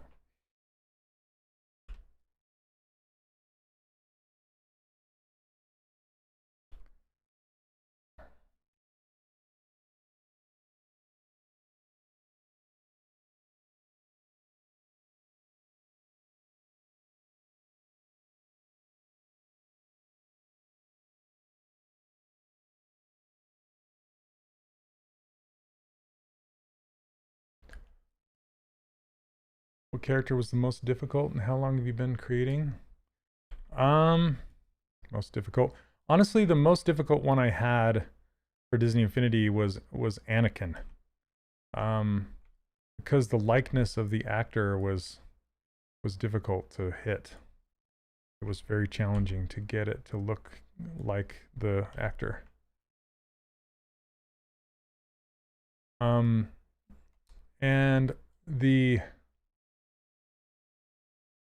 I've been doing this for about 24 years, about 24 years. Not modeling the entire time. I was an animator for 5 of those years, and I did rigging for 1 or 1.5 of those years.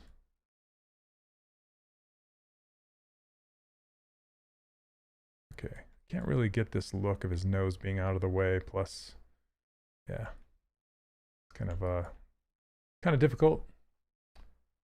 Material cost must be really high. It can be high. It depends on if you hollow out your figures or whatever, you know. And at Disney, we didn't, you know, Disney paid for the materials, so, but I have some here that I bought on a deal. I got a deal on some.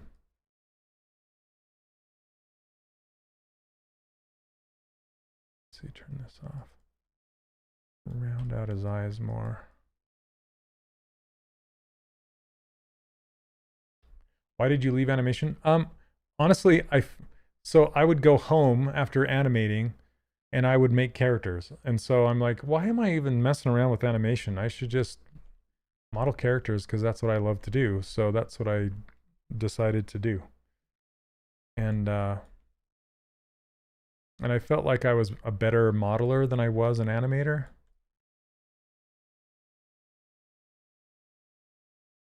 So that's why I stopped.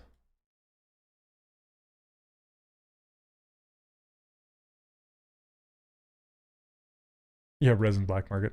I wish I could find the resin black market.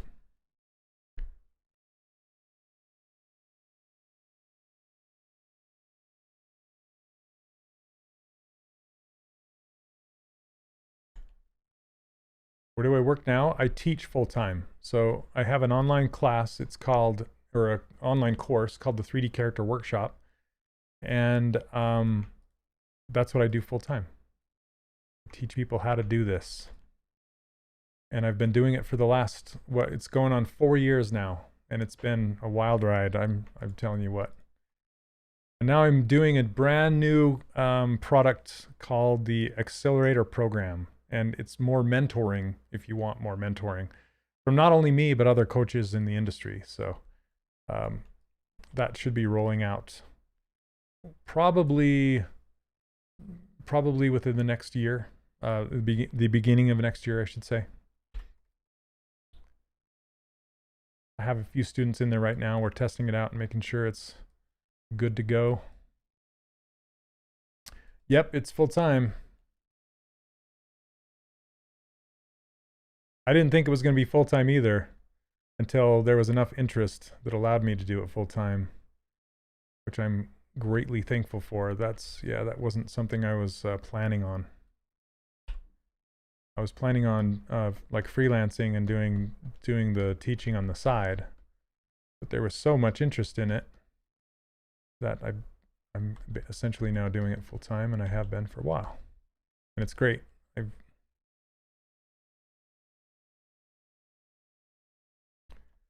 I never thought that I would be a good teacher, I guess. It wasn't in my thoughts. And then people just started telling me that they liked the way I taught stuff and explained stuff, and a lot of people like it.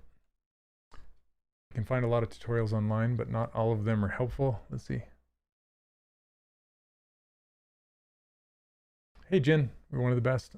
What happened to Disney Infinity Collectible Project? Disney shut it down. It wasn't making enough money as compared to their other products like ESPN and ABC and that kind of stuff. Even though it was doing well as a game, it wasn't doing well as a Disney thing. Their other departments were making more money.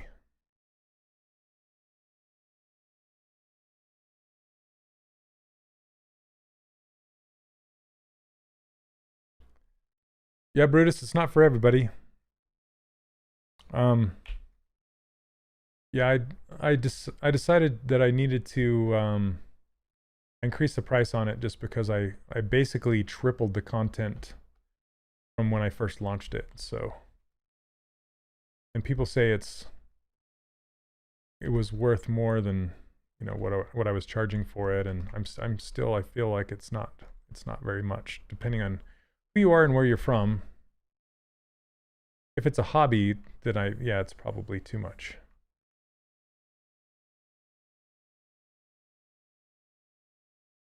Oh, this other toe.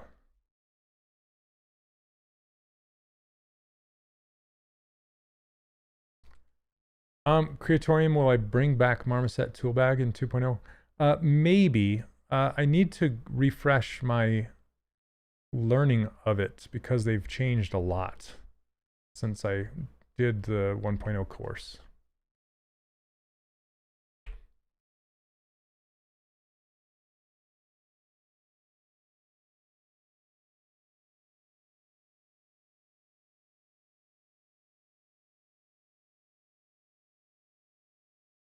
Yeah, Brutus, but the thing of that is a lot of the students have actually gone on to get jobs. So it depends on, you know, what you do with it.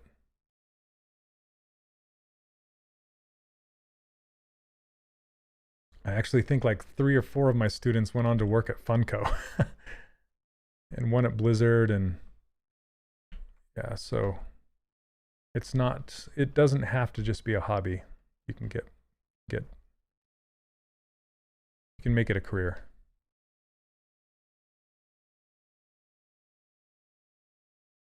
Yes, it's much easier if it's a how to make money online course to charge for it. But that's not what I was doing it for.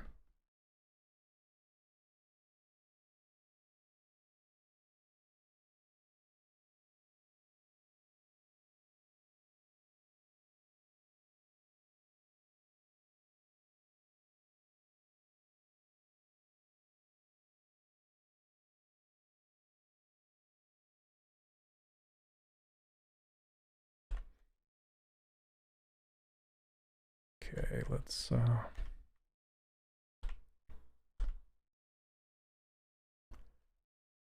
Hey, what's up, Matt? How you doing, man? Hey, Matt, I need to respond to you. I'm sorry about that. I did a Black Friday thing, and that took all of my time. Like, literally sucked all of my time away.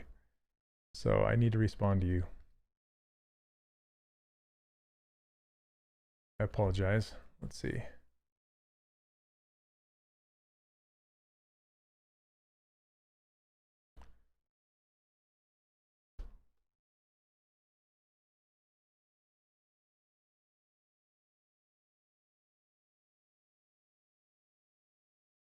I'm gonna give him more of a butt, I think.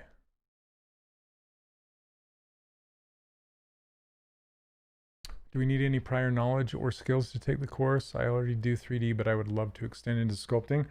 You know, I recommend having art skills because there's two sides to this coin. One side is having art skills, the other side is having technical skills. Technical skills are easier to teach than the art side. The art side is kind of a lifelong learning, right? But once you have those art skills, then you can apply them anywhere, whether it's traditional sculpting or digital sculpting or whatever you're doing.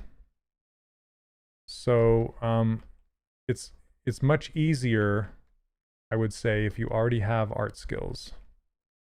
But if you need to learn both, I do teach both in the course. But it's a longer road if you're like, say, a programmer wanting to learn art than it is a 2D or traditional artist wanting to learn digital sculpting, if that makes sense.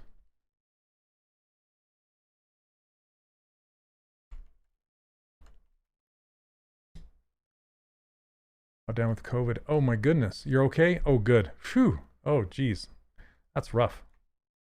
Hey, Eric, do you update your brushes and interface for 2021-22? Yes, I did. So if you just go over to 3dcharacterworkshop.com, scroll down and say get the brushes.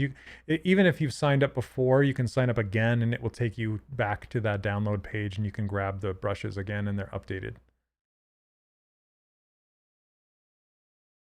Hi, Jen. Yeah, I really wanted to make more Overwatch characters, but I just didn't have the time.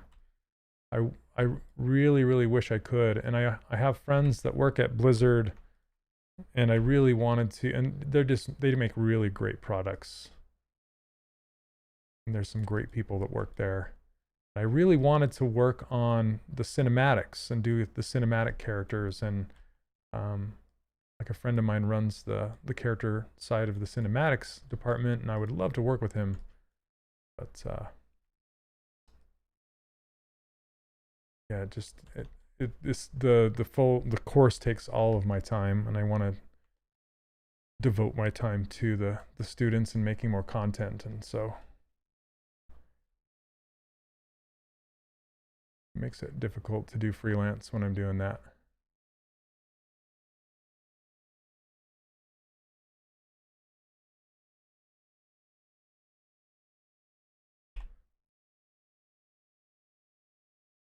Okay, let's see here. Can you outsource the course and work on the cinematics? No, because I'm the instructor, so I need to be there to give feedback and, and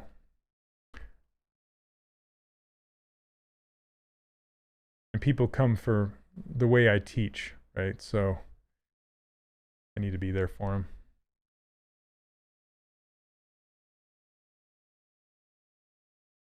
What art skills do you recommend the most? I recommend well, honestly the biggest part of art is being able to see. To me that's just being able to look at something and be able to dissect the relationships between objects and proportions and all of that kind of stuff. Just learning to see, that's like the biggest thing an artist can learn.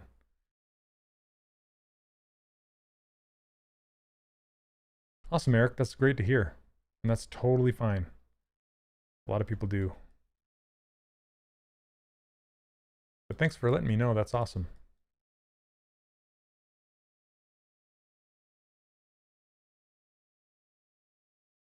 Yeah, I have a lot of new students with the Black Friday thing.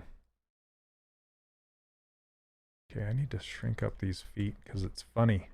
Stumpy feet are funny. Matt, I'm so glad you're okay. Man, that's a scary deal. COVID is no joke.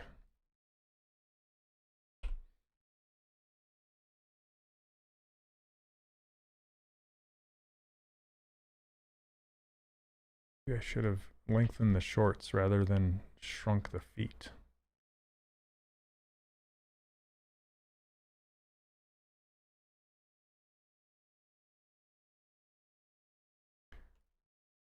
Just started the 2.0 course, been on sculpting hiatus. I started up with simple shaped characters. It's a nice retrieval working on Bugs Bunny. There you go, Manuel. Yeah, that's the idea behind it. So the newest quote unquote course that I put together is it's set up in weekly challenges. And the first weekly challenge that I have you do is block out a Saturday morning cartoon character. Hey Harry, how you doing?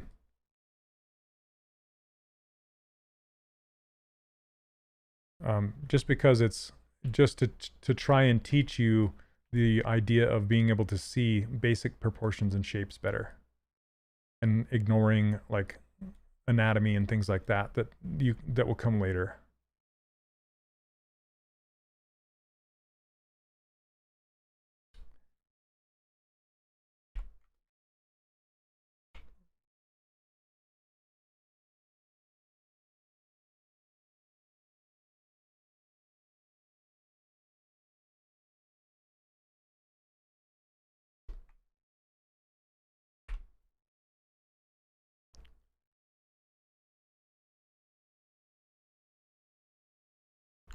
Did you start this character today? Yeah, I started him last week. I'm just posing him today for the most part.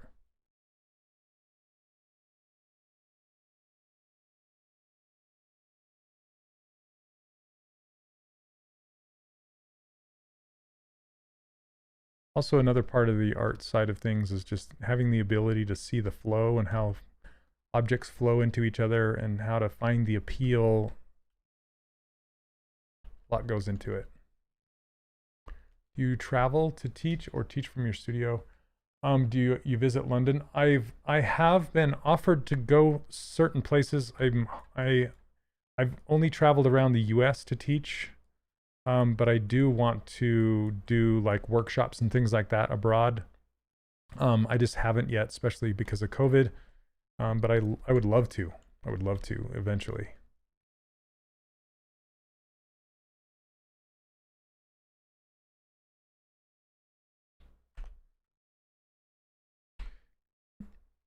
Yeah, I went out to Lego in Connecticut to do a workshop, and that was fantastic.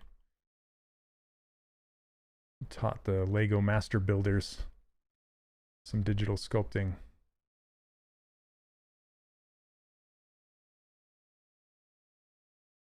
Yeah, I've been invited to Mexico. I just need to get down there. I'd love to go to Brazil.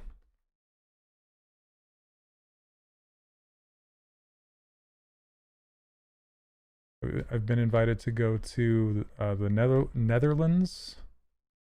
I'm just waiting for this whole thing to blow over. Can we see another random 3D print? Sure, it's almost time to go actually. Let me push this back to pose, and I'll show you one more. I can tell that this is gonna be hanging off the front of him. I'm gonna have to move that, but okay, here we go. So I do need to adjust some more stuff up in here, but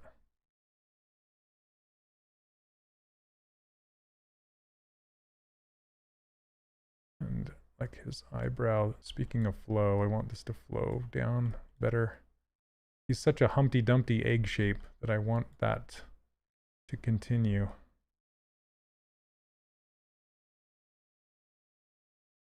Okay, so let's do this. This is always fun to watch. Up, up, up, up, up, up, up. There we go. What happened to his eye? Okay, I gotta fix his eye, but hey. It's not too bad.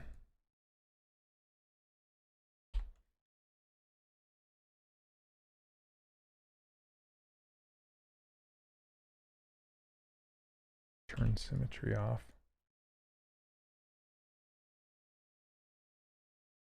I'll have to finish this up off stream.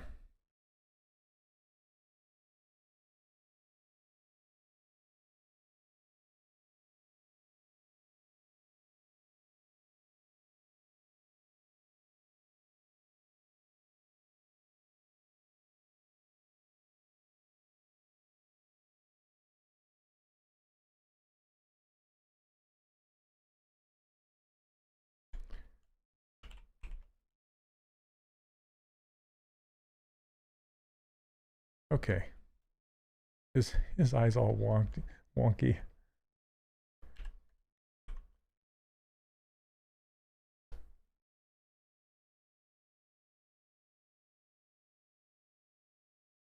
Some of these things you can't see until you come out of pose mode, so you can adjust them.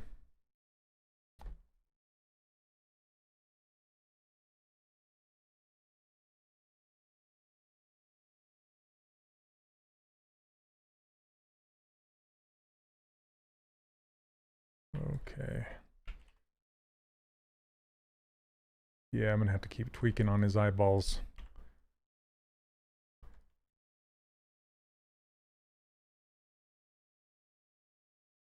All right, I'm gonna have to keep going on him, but anyway, there you go, guys. Thank you so much for hanging out with me today. Man, this eye is so... Oh, sorry, I gotta fix it. This cheek is gotta be... There we go.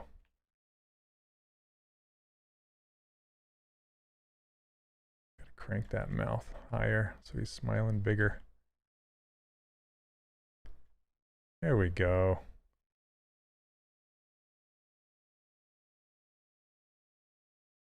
Yeah, thanks so much for hanging out, everybody. It's been a good one, I think. And I will see you. I think I need to mess... It's his eyes are really throwing me, but we'll get there. We'll get there.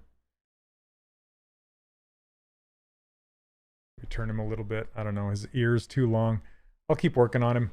But anyway, thank you guys so much for hanging out with me today. If whoever asked about if they can see another random print, I'll have to catch up next time. So stop by next Monday and I'll show you some more prints. Anyway, guys, thank you for hanging out with me. And as always, my user interface and my brushes are free. Just go to 3dcharacterworkshop.com and you can download them. I have updated this UI to include some of the latest features of ZBrush 2022. It works with that, but you have to have ZBrush 2022 in order for the user interface to work. So I also teach an online course called the 3D Character Workshop. If you want to learn how to create characters just like this one, you can visit me over there. And thank you so much, Neil. Thanks, guys. Thanks for hanging out. And it's always a pleasure. All right, you guys. Also, check out my YouTube channel. Just 3D Character Workshop. It's my new YouTube channel. And I do some tips and tricks on there, so you can catch them there. All right, thank you, everybody. Have a wonderful week.